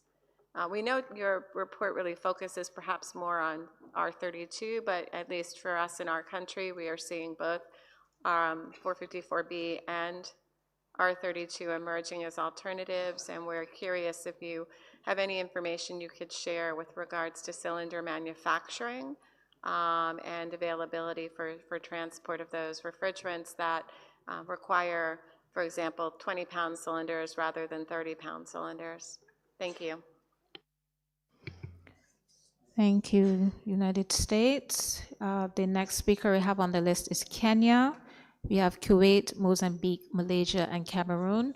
We would like to close the list, so I'm asking for parties who have additional requests to the floor to please make them, because we have gone over significantly with time. So I'll allow the questions from Kenya, and then Kuwait, allow the committee to respond. So Kenya, you have the floor, and then Kuwait. Thank you, Madam Co-Chair. We would also like to join the others in thanking the TIP for the progress report on this issue. Kenya does not manufacture any refrigerant, but handles these refrigerants in terms of consumption, recovery, reuse, venting, and disposal. Considering lack of destruction facilities in the country, designated refrigerants for destruction are collected and sent to a collection center for export to countries with destruction facilities. This means that the collectors of refrigerants for disposal would be meeting the costs in transporting recovered refrigerants to designated centers. We would therefore like the TIP to share any information with this delegation in dealing with this issue of transportation and the cost to the collection centers, as it may have a negative impact on the RAC technicians carrying out this important exercise of recovery of refrigerants. Also, this is a challenge faced by our National Ozone Unit because through the NOU, the RAC technicians were issued with the recovery units, and we would also like them to report on the quantities that they have recovered.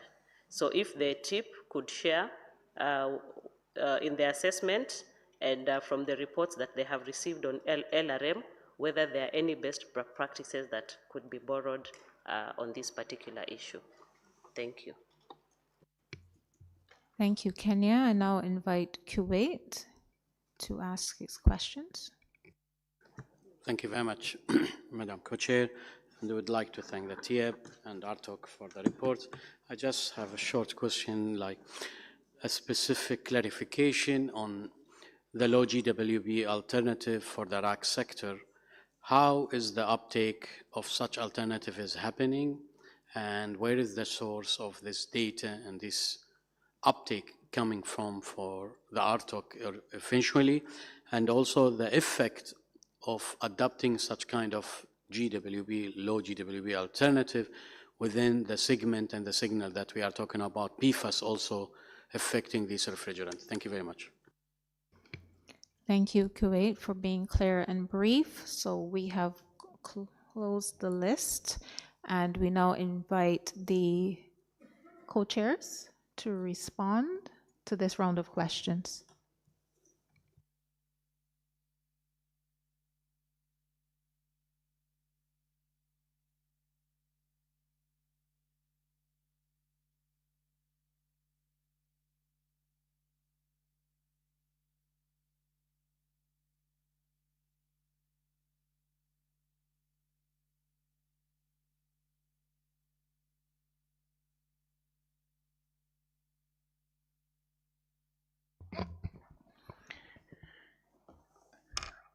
Thanks to the distinguished delegate from the USA.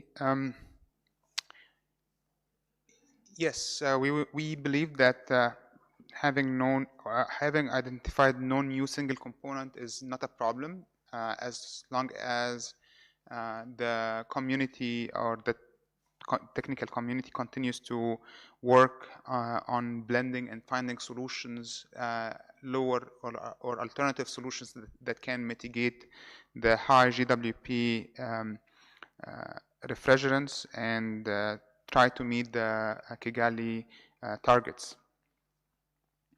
With regard to the refrigerant choice, it's a delicate matter, and in fact, we have to look at not only the safety, but also the economics part and the performance. So when we look at an alternative refrigerant, we balance multiple things.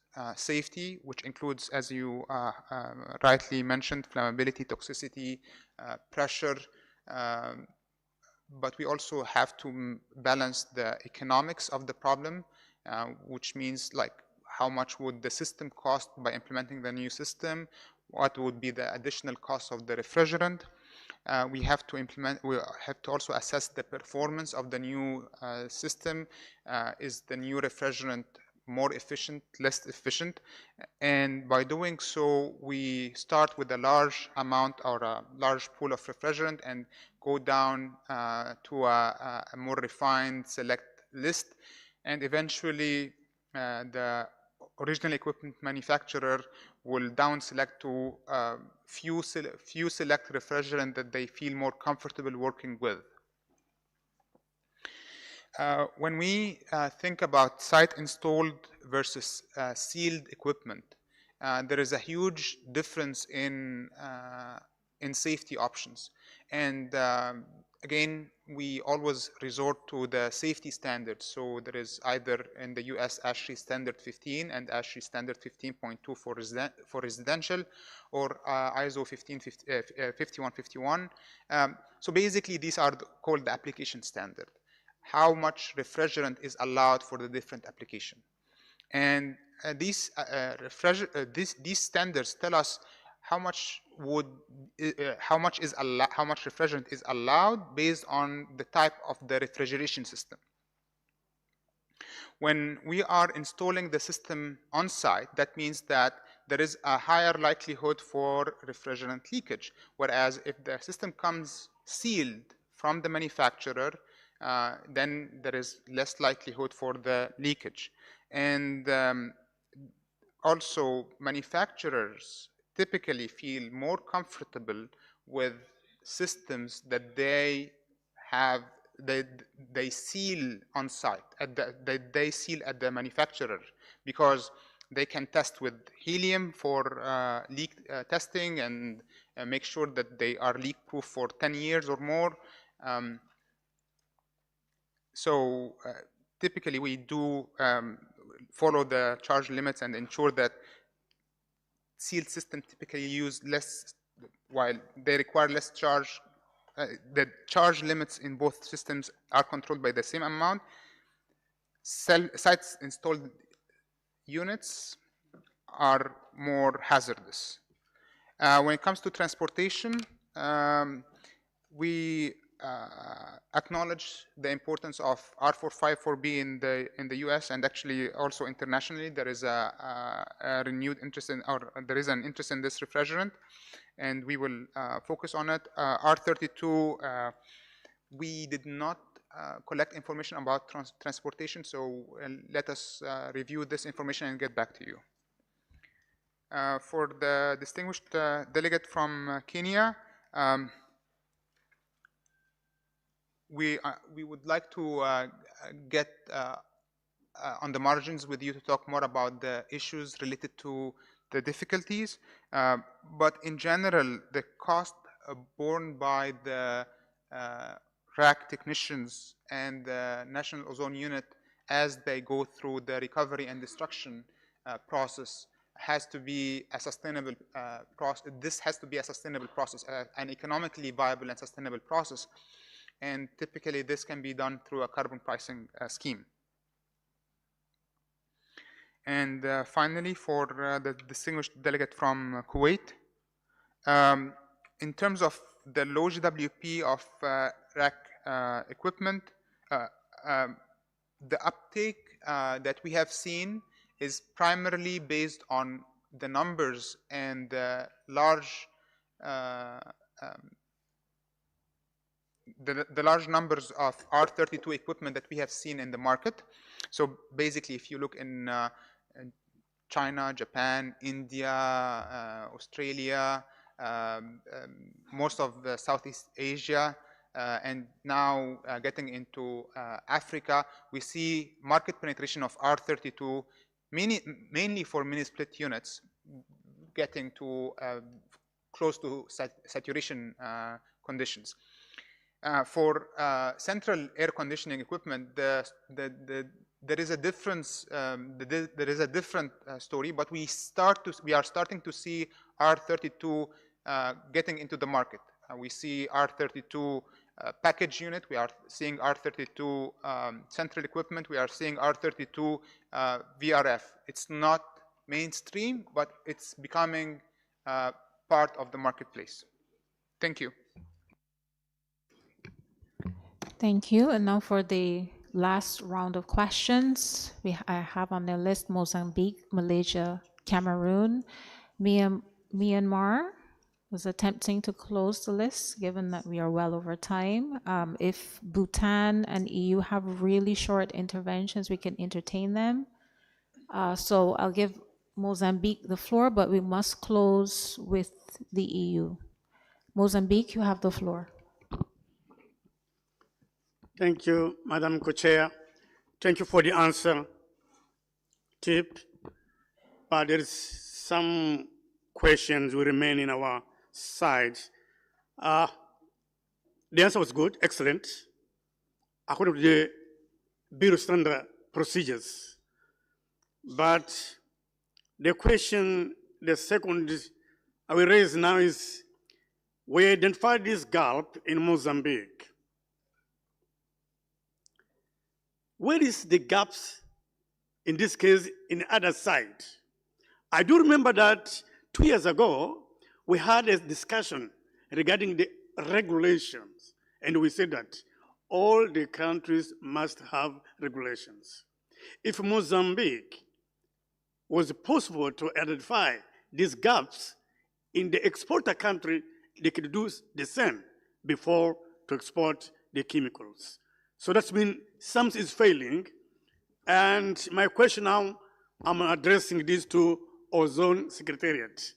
To who should I report this situation? To the exporter country, to the customs officer, or to the exporter company?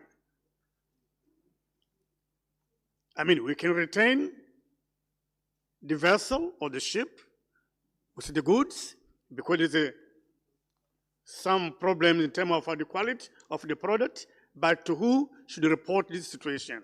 To Ozone Secretariat, to the customer of exporter country, or to the exporter company to the origin of the country? Thank you. Thank you, Mozambique. I will allow the Secretariat to respond and then continue with the list of speakers.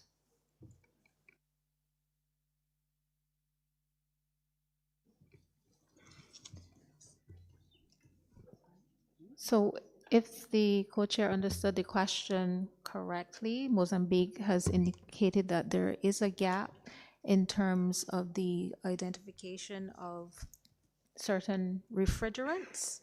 So the question to the Secretariat is, given that there seems to be a lack of enforcement on the exporting country side, which is in contravention with their local regulations, to whom should they report this issue?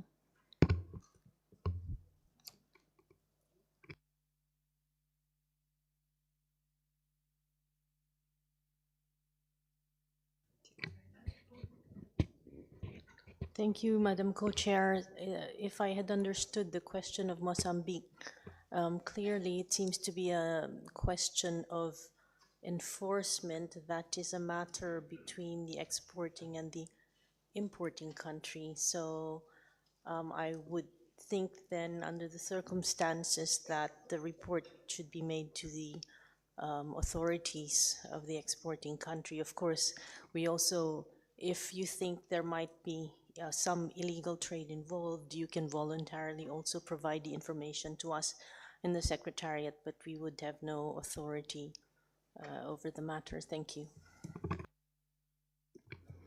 Thank you, Secretariat. We move on to the interventions made by Malaysia and Cameroon. So Malaysia, you have the floor. Thank you. Thank you, Madam Co-Chair.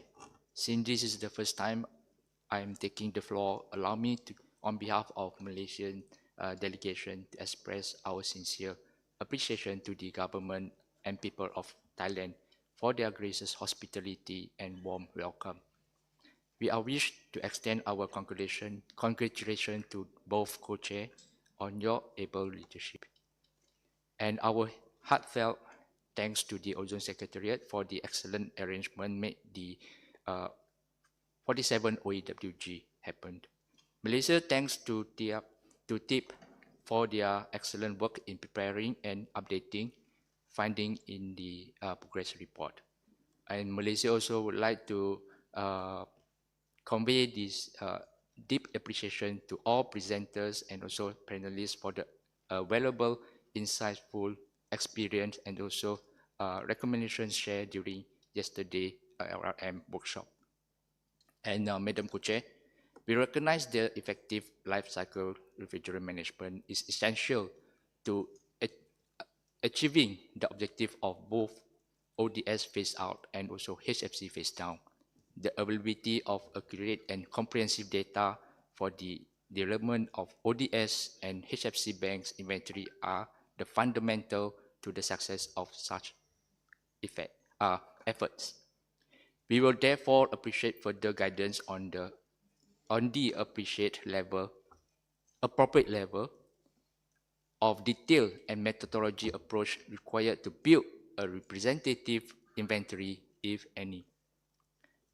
We also recognize that a strong regulatory and policy framework is important. However, it is not enough on its own. Like many others Article 5 countries, Malaysia faces ongoing challenges with low level of refrigerant recovery, recycling, reclamation, and also destruction. In addressing these challenges, it is important to strengthen capacity building initiative, upskill technicians, develop efficient refrigerant tracking system, and improve access to essential tools and technologies. Additionally, we believe that incentive-based mechanism could serve as effective tools to support early adoption of comprehensive recovery, reclamation, and destruction program. Any successful example or cases on this program is very helpful for my country to refer in the implementation of the last stage of HPMP. Maybe it could be expedite the HCFC phase out through the end of life of the HCFC-based equipment. The incentive-based mechanism or targeted support could also be considered in the preparation of the TOR for the study on the upcoming triennium replenishment under the LRM. We believe with the integration of robust policy, regulation, and incentive program could encourage greater private sector engagement and contribute to the long-term sustainability of LRM management initiative. Thank you, Madam Co-Chair. Thank you, distinguished delegate from Malaysia. I'll move to Cameroon. You've been waiting patiently. You have the floor. Thank you, Co-Chair, for giving me the floor. Since it's the first time my delegation is taking the floor, I want to extend my sincere thanks to the government of Thailand for their warm reception. Also want to thank the Secretariat for the wonderful organization. I also want to extend my congratulations to you, to co-chairs for taking the lead. We're looking forward to work with you, working with you. I also want to thank the report so far presented to us by TIP, especially Rector. My concern here is we are not very satisfied with the response that Arthur gave with respect to the question that Nigeria raised concerning the way forward with respect to the LRM. You actually said that the Ozone Secretariat should work with the implementing agency. We know very well, with respect to decision 36/2, that for some time now, there have been really scarcity of equipment like the refrigerant identifiers, like leak detectors. We want to ask, the question that we're coming back is that as the RTOC actually taking into consideration this aspect in preparing the report, because the last meeting that we had in Tunisia, we had a couple of delegations, A5 countries, complaining not having equipment, especially the identifiers. And these are very important equipment or materials that we need in order to carry out detection or to do control at this level. The question is, do we have this information to really inform us so that we know what to do, especially What we know is that recently we're informed that just one industry is responsible for the for the refrigerant identifiers. Now, I also wanted to know, I understand very well that it is report that was shared to us recently. It was presented to us that there's some news blend identified. Could the outtalk help us to share this information with us to know the names of those new substances identified? Thank you so much, Chair. Thank you, Cameroon. Now give the floor to Myanmar. Myanmar, you have the floor. Thank you so much, Madam Co-Chair. So before my question, I would like to express that Myanmar is following Montreal Protocol in its 4 amendments and preparing to sign on the Kigali Amendment. And Myanmar also emphasizes on avoiding adoption of high GWP HFCs where possible. Meanwhile, some years we couldn't import HCFC to meet our quota of 50 tons, especially during 2015-2023. For example, our imported amount of HCFC was 39 tons out of its allowable limit or quota of 50 tons in 2023. Now our quota decreased to 25.4 tons for the period of 2025 to 2029.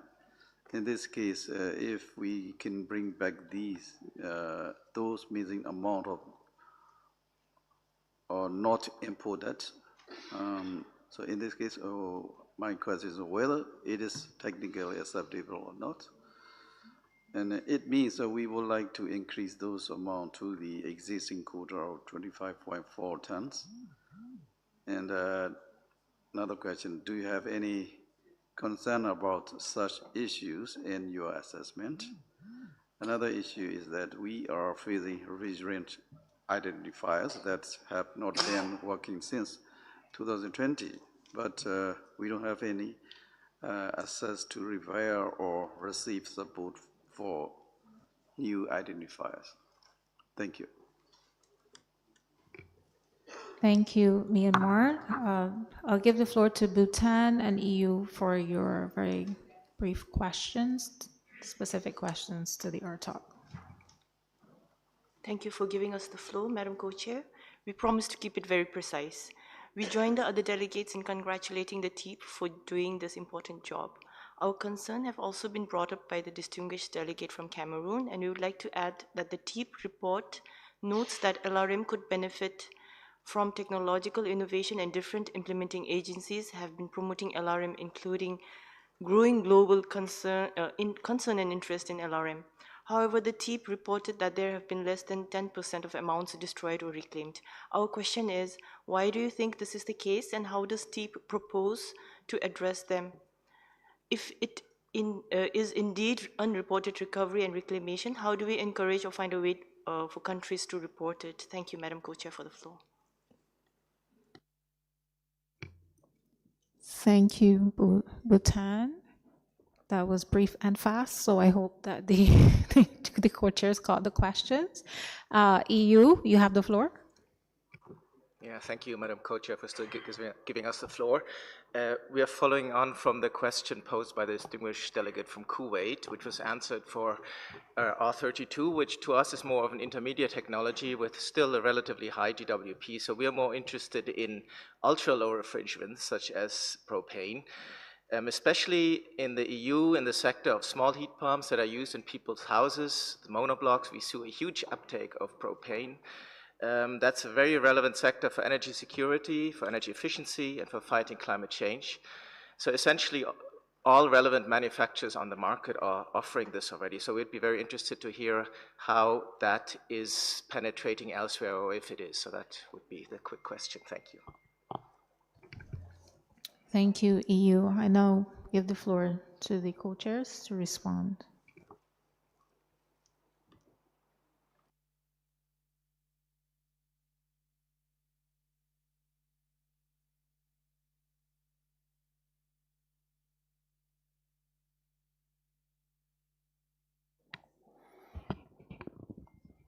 So I'm going to begin by answering the last question from the delegate from EU, while Omar is figuring out the answers for the rest. Your question was, are 290 as a candidate in monoblocks and such? Clearly in Europe, where heating tends to dominate more than cooling, R290 in monoblock systems are growing, and those kinds of things are seen elsewhere as well. But when you start talking about cooling equipment, like in Kuwait, where the systems are much bigger, propane becomes a challenge. And that is one of the reasons why R32 is a very, very strong, viable refrigerant for some of those kind of larger cooling related applications. Now, there was a question that was asked by Kuwait about PFAS, and R32 and propane, neither one of those two will be impacted by some of these PFAS conversations that are going on around the world. But yes, if the system is small enough and if it can meet the charge limits that are set forth in all these various IEC standards and UL standards and so on, clearly propane is a good answer for doing better than R32 when it comes to GWP, and sometimes even energy efficiency. I hope that answers your question. On the question, yeah, let me continue with the question from the distinguished delegate from Bhutan. Bhutan came up with a very quick question.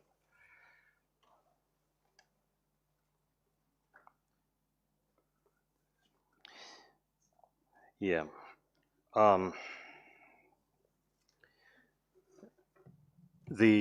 So when a refrigerant is recovered, that refrigerant can be reused or recycled or reclaimed. It is the reclamation that very often gets into the record books, if you will. And that is kind of what we were talking about when we say underreported or not reported. The reuse and reclaim, the recycle and reuse, which might very often be done within the same ownership of the refrigerant, if you will, that is not captured very often. And so the number might be actually a little bit more than 10%, but 10% is typically the number that we quoted was what is reported in the official records, if you will. The question of how can we make it better is the entire LRM workshop and everything else that we keep talking about. So I'm not even going to try and answer that question. You want to try and take that? All right. Thank you. So for the distinguished delegate from Malaysia, we thank you for your comments, and would like to just again refer you to the workshop from CCAC yesterday that provided some information about the processes and also about the LRM report that was published last year. More will come also in the quadrennial assessment report. This is also the same answer that would go to Cameroon when it comes to the LRM part. For the distinguished delegate from Cameroon, again, in answer to maybe something that I failed to mention to the distinguished delegate from Nigeria, about the refrigerant identifier. So the supplier of the refrigerant identifier actually had temporarily ceased the operation, and that caused a significant market delay. However, the operator now resumed, and or the operation resumed by the supplier, so we will see more availability of the refrigerant identifier equipment in the near future. So overall, if there are any additional things that we fail to report here, please catch us in the margins. We'll be more than happy to assist you, and also anything that was not reported in the PR will definitely be discussed and discussed at length at the assessment report. Thank you.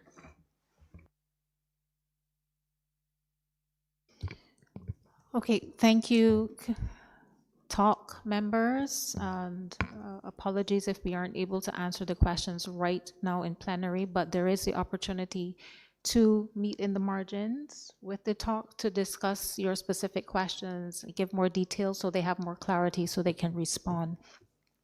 Given the length of time as part of our organization of work, we had discussed moving to questions on any other TEEP issues.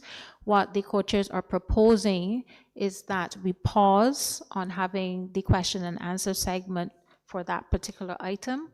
We return to agenda item 3 because we have a draft CRP that has been proposed by Canada and co-sponsors. We allow the Canada and the co-sponsors to introduce the CRP. We know that we're going to have a contact group, and so we will hold questions and discussions for the contact group, which will be meeting this evening from 6:15 to 8 p.m. in CR3.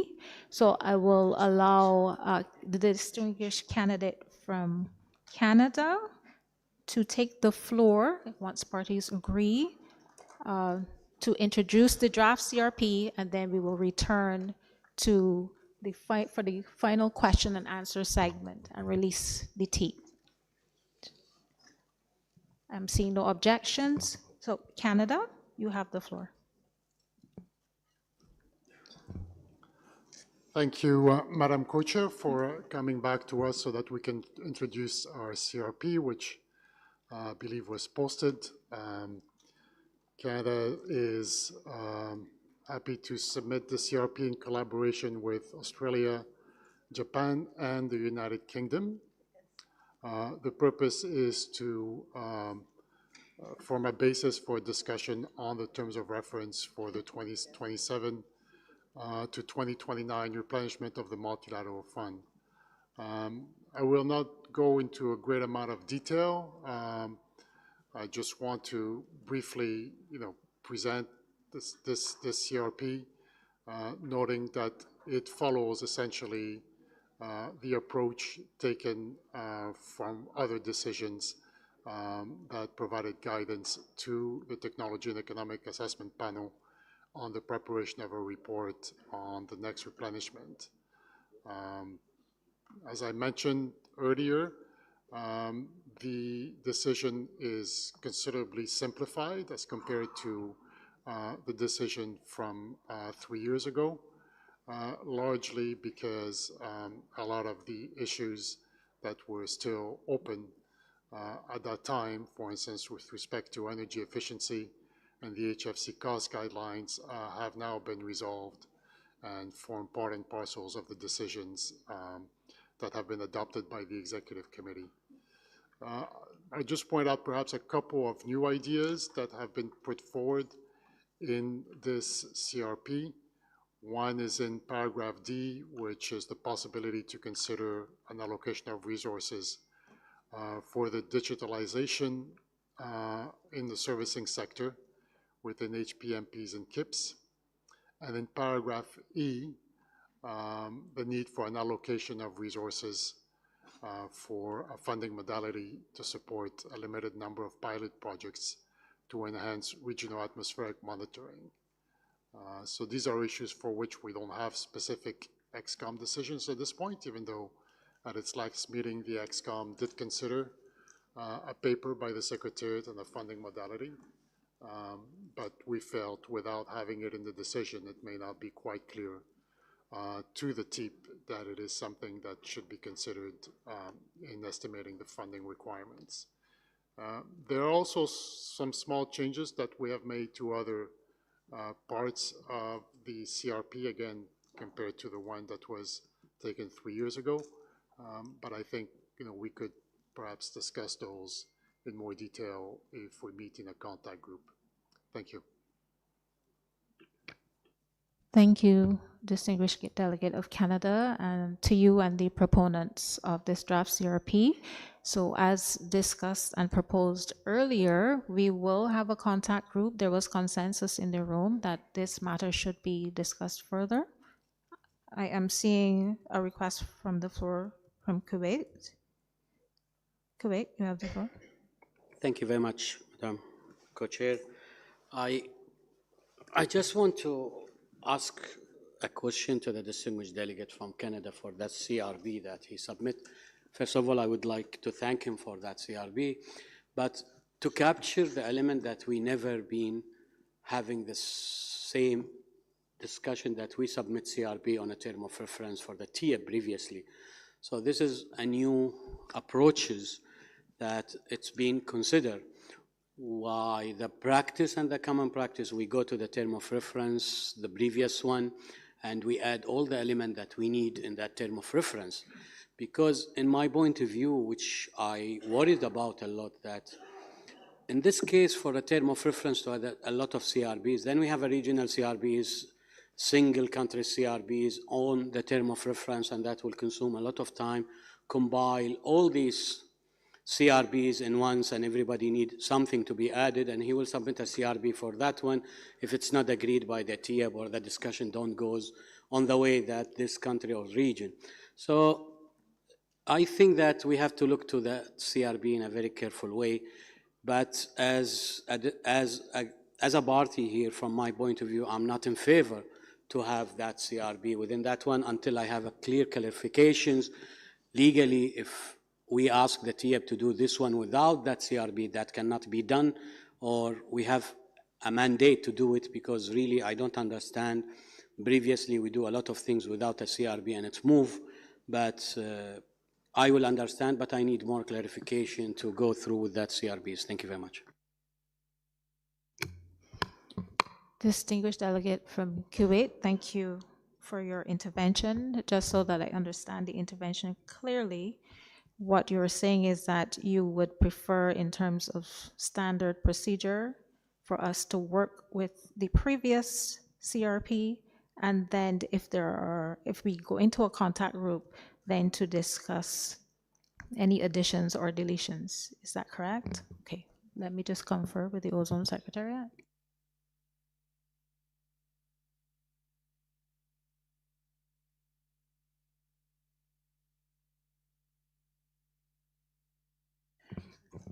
Okay, I see that Canada is asking for the floor. So Canada, you have the floor. Thank you, Madam Co-Chair. I think the distinguished delegate from Kuwait is right that the last time there was no CRP that was submitted, and it was decided the Secretariat had attached the CRP from the previous replenishment study to the issues document, and we decided to work from there.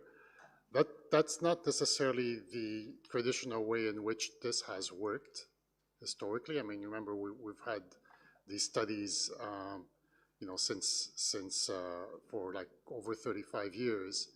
Usually there has been a CRP that has been submitted for each one. So, and I think in our view, the situation has changed sufficiently from last time that it warrants submission of a new CRP. I mean, we'll of course welcome any additions that countries want to make, and if there's interest in the contact group to also consider the CRP from the 3 years ago, we're also open to that as well. So I think putting a CRP on the table doesn't preclude consideration of any issues or any other documents really that parties would want to consider. Thank you.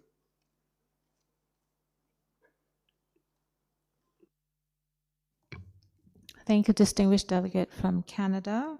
Distinguished delegate from Kuwait, do you still wish to hear from the Secretariat on whether this is established procedure? Okay, Secretariat, you have the floor. Thank you, Madam Co-Chair. It is a practice that the Secretariat annexes the previous decision just as a reference for parties, and it is up to the parties then to decide if they think it is useful to use that as a starting point, and having that old decision does not preclude parties or groups of parties from putting forward any CRP to also be used for the discussion. Thank you.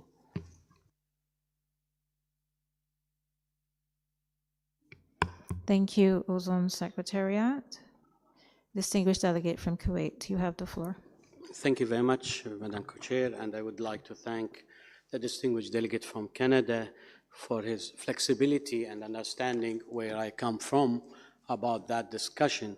The reflection from the Secretariat keep the things open, actually, because I will raise the issue again. If without that CRB and we ask to add addition in the previous CRB, it's the same element or it's a different element? What is the added value of having that CRB, not to insertions of the language of the new CRB that Canada wishing to put within the term of reference or CRB or the term of reference last one? So this is my way. So I'm asking the legal secretary advisor, is adding that text, similar text of the CRB 3 that Canada, CRB that Canada wished to put in that one, is not, can be adopted without the CRB, or it should be with CRB? Thank you, Kuwait. Secretariat.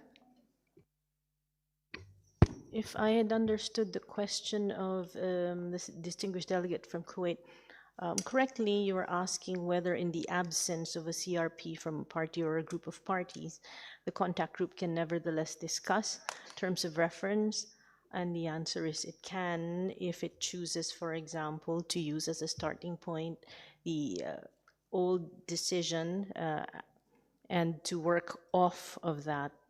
So, and part of the reason that that was annexed to the note for this meeting was in the event that no party had come forward with a CRP, the contact group, which we know needs to meet as soon as possible, would then have at least a starting point. But so, in other words, whether or not there was a CRP, there could be that starting point for discussions on the terms of reference. I hope that answers the question.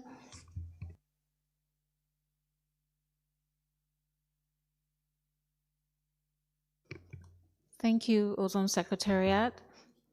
Given the contributions from distinguished delegate from Kuwait, considering what the Secretariat has indicated, and given that there is a proposal for a draft CRP, and there is consensus that we should discuss this matter in a contact group, I would like to propose to the parties that we proceed to the contact group where you can discuss this matter further, whether you will work from both CRPs and try to combine the two as we've done in previous contact groups before on other issues.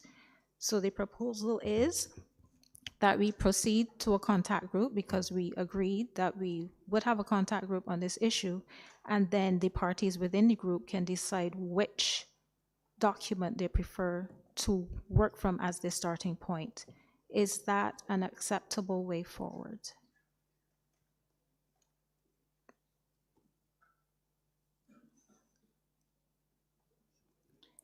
United States of America, you have the floor.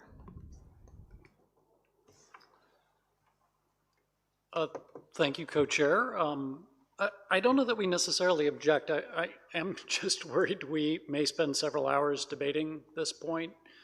What I wondered if we could do would be, so indeed our understanding of past practice was the last replenishment was a little bit different in that we ended up by default starting from the prior decision.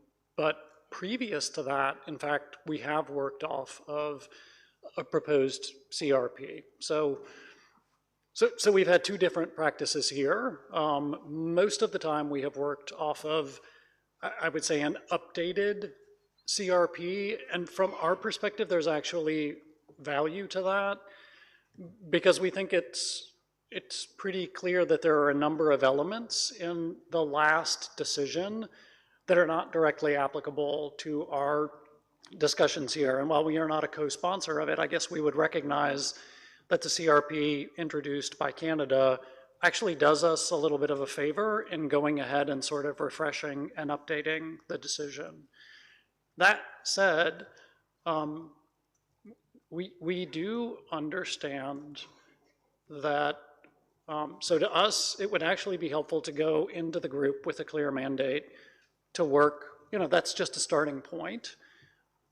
We could do that with the clear understanding that delegations, including my own, just to be clear, because we have some additions to that, and in fact, we mentioned those in our prior intervention.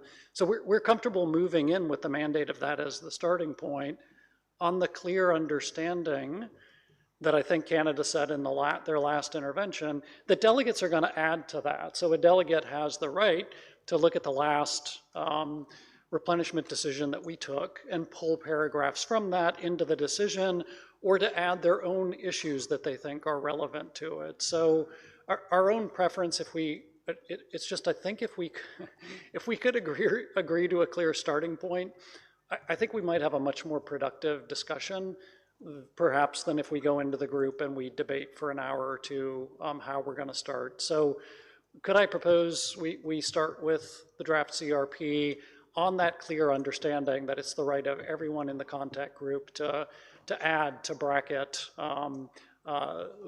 however they want to edit what is in that CRP that Canada introduced, which is only a starting point. So that'd be my suggestion if the room would concur with that. Thank you. Thank you, United States. I see Kuwait is asking for the floor. Kuwait, you have the floor. Thank you very much, Madam Co-Chair. I think this is my point of view, that we are chicken or eggs. This is what I'm saying. We have the old CRB. Let's add to it and delete from it and update it as we wish. Why the starting point should be a new CRB? We have the old CRB and we can add all things to it. So the starting point from my point of view was we keep the common practice and then we update it as much as we want. But now we are saying that the starting point should be the new CRB and we forget the old CRB. But if we need anything from the old CRB, we get the paragraph and put it here. So we have already a starting point previously and we add every element in the CRB that's submitted with appreciation from the distinguished delegate of Canada to that old CRB. This is my point of view about that issue, but I'm flexible in your hand. I don't want to waste the time of the parties here in the meeting, but this is a point of view that I want to mention. And also, I insist that my statement that we have to start from that one and add to it to be add in the report of the meeting. Thank you very much. Thank you, distinguished delegate from Kuwait, and your request for your intervention to be noted in the report will be duly noted. So we have 2 points of view here. It is whether we start from the old CRP and delete or add, or the new CRP and delete and add. I was just wondering if the distinguished delegate from Canada and the proponents have a different point of view on this that could help move us forward. 1 second.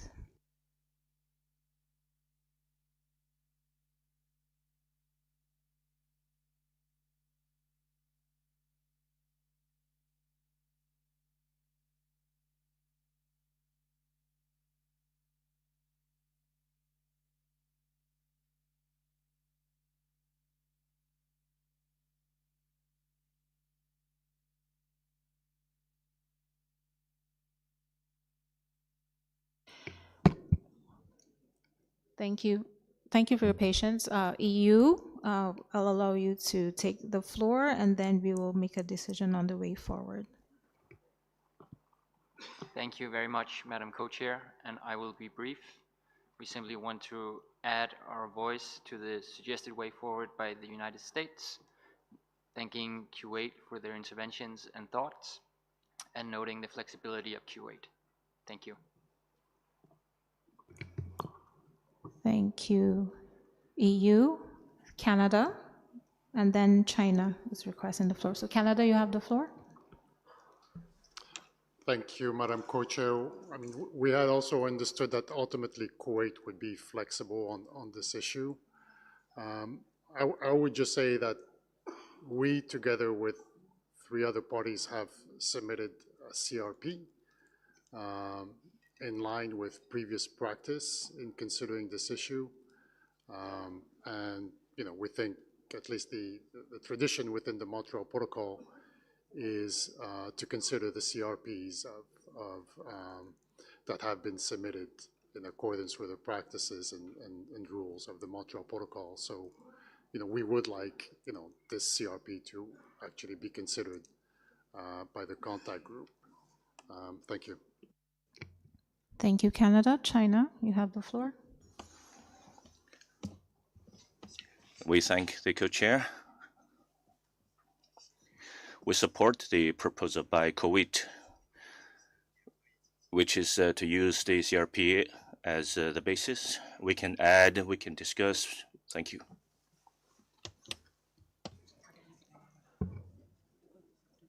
Thank you, distinguished delegate of China. I see we have India and Lebanon now requesting the floor. India, you have the floor. Thank you, Madam Co-Chair. So as India, we would also like to support Kuwait. We would like to make changes in the earlier CRP rather than bring a new CRP here. Thank you, Madam Co-Chair.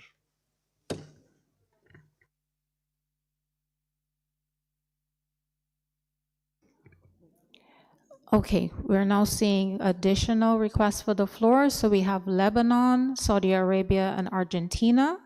We will close the list there and decide on the proposal way forward. So Lebanon, you have the floor. Thank you. Thank you, Madam Co-Chair. We would like also to support Kuwait's suggestion on moving forward with the old CRP. However, we still have flexibility because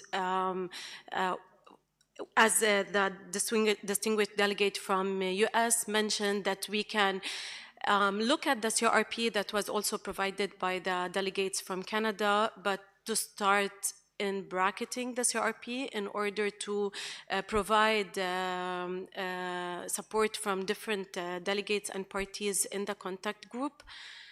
Thank you so much. Thank you. Lebanon, Saudi Arabia, you have the floor. شكرا سيد الرئيس. المملكة العربية السعودية تدعم. Thank you, Co-Chair. Saudi Arabia supports the proposal by Kuwait. Thank you. Thank you, Saudi Arabia. Argentina, you have the floor.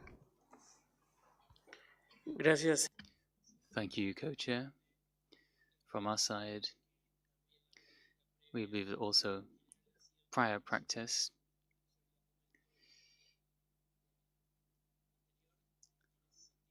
means that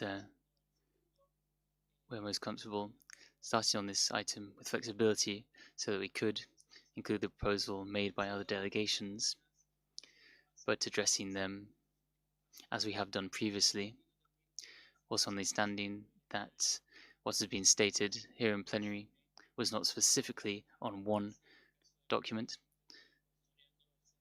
except for the ones on the CRP, but rather on establishing a contact group to move forward on the matter. Thank you. Thank you, distinguished delegate from Argentina, and I thank all parties for their contributions. First, I would like to thank the distinguished delegate of Kuwait for noting his flexibility in discussing this issue. As chairs, we would propose, noting that there is a CRP that was proposed, a draft CRP. that it can be considered in the contact group bracketed as suggested by other delegations, and we use that as the starting point, noting the objection, well, not the objection, but noting that Kuwait and other delegations wish to start from the previous document, but so that we have a way forward, the co-chairs would suggest that we move to the contact group with the proposed CRP bracketed from the delegations of Canada, Australia, Japan, and other co-sponsors, and then we could utilize and add to that particular CRP. That is the proposed way forward.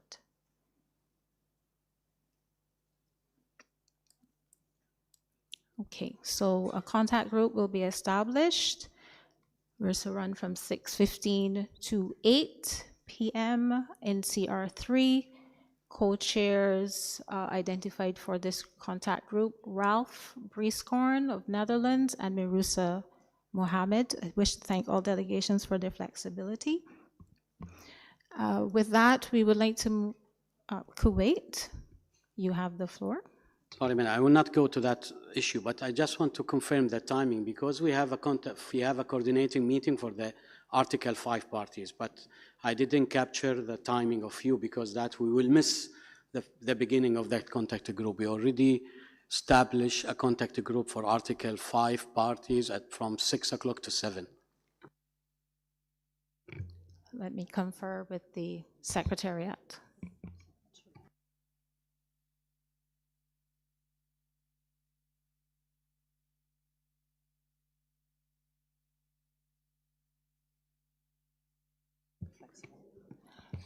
Okay, conferring with the Secretariat, we can adjust the time of the contact group from 7 to 8 p.m. Is that agreeable? Thank you, distinguished delegate from Kuwait, and thank you to all delegations for your flexibility. So I'd like to move back to the questions on any other issues for the TEEP so that we can complete these discussions, question and answer segment. So, are there any questions on any other TEEP issues that were not raised in the previous interventions related to progress reports? Open the floor, and I see Norway. Norway is ready to ask a question. Norway, you have the floor. Thank you, Madam Co-Chair. We want to thank the TEEP for the presentation of their progress report this morning. We have one question related to the options for the organization of the TEEP and its talks. But first, we would like to express our appreciation for the TEEP's efforts in proposing options for organizing their future work. So we took note from the meeting document 47/2, addendum 1, that has been issued by the Secretariat, that the option 1 would be the TEEP's preferred options. But we did not recall that the TEEP expressed any preference during the presentation, so I thought it could be useful for us to hear from you on this matter. And we also took good note of the pros and cons that you highlighted, and especially regarding pros and cons related to the 2 large talks.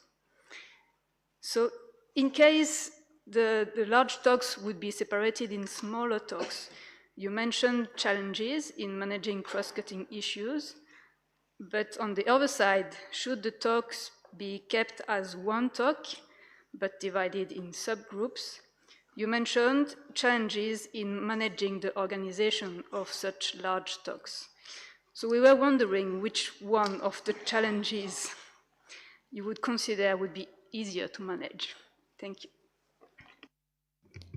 Thank you. Norway, United States of America, followed by Senegal and Argentina. USA, you have the floor. Thank you very much. I think similar to Norway, our question was very simply, the TEEP has provided a series of options. We want to be very clear that these are all options and that the TEEP was not expressing a preference of one option over another, but simply providing pros and cons. Also, just to be clear, these were options, but was the TEEP suggesting there were no other options that could develop from asking questions at this meeting, and perhaps between now and the MOP, for example, the TEEP could provide other information, that this was not exclusively only these options, but a starting point? Thank you. Thank you, USA. Senegal, you have the floor. Merci.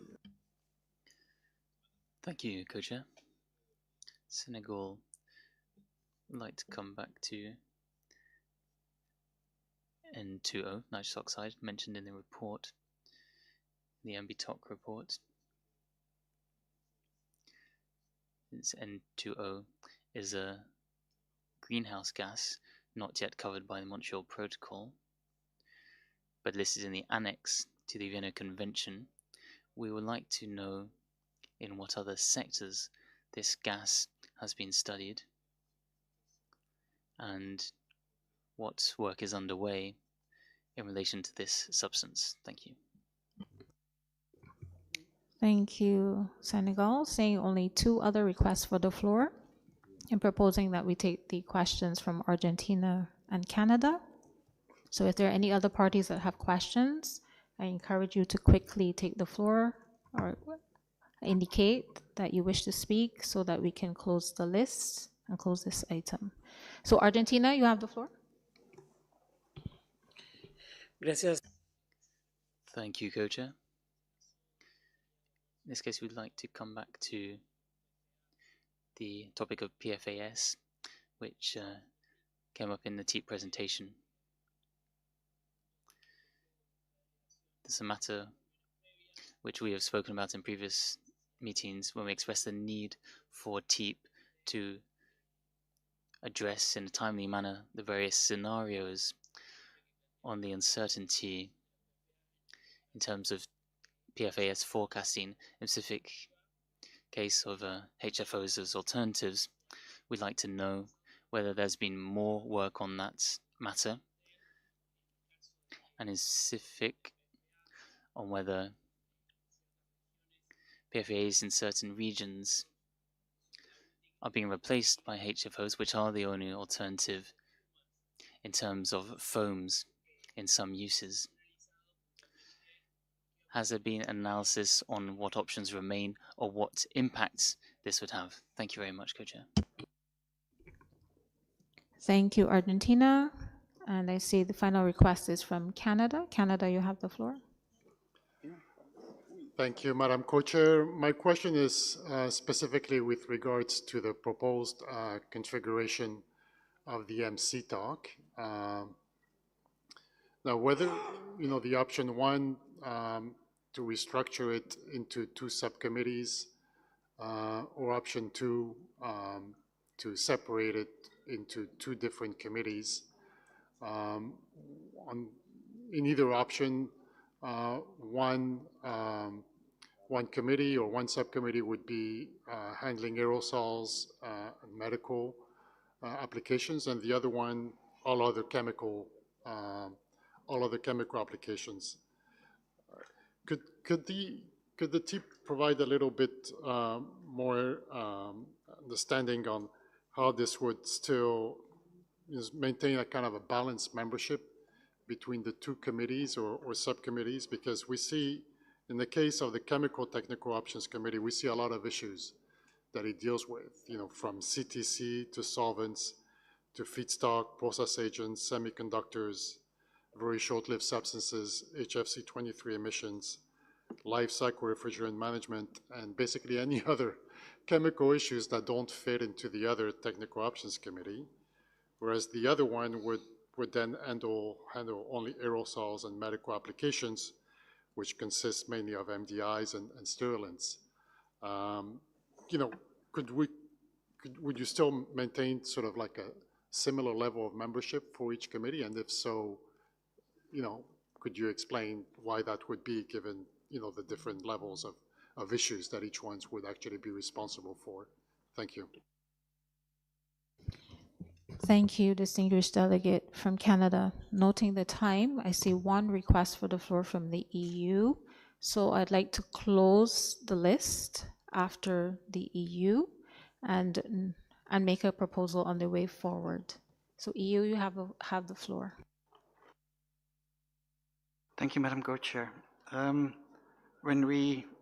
It's also about the point about organization of work of TIAP and its talks.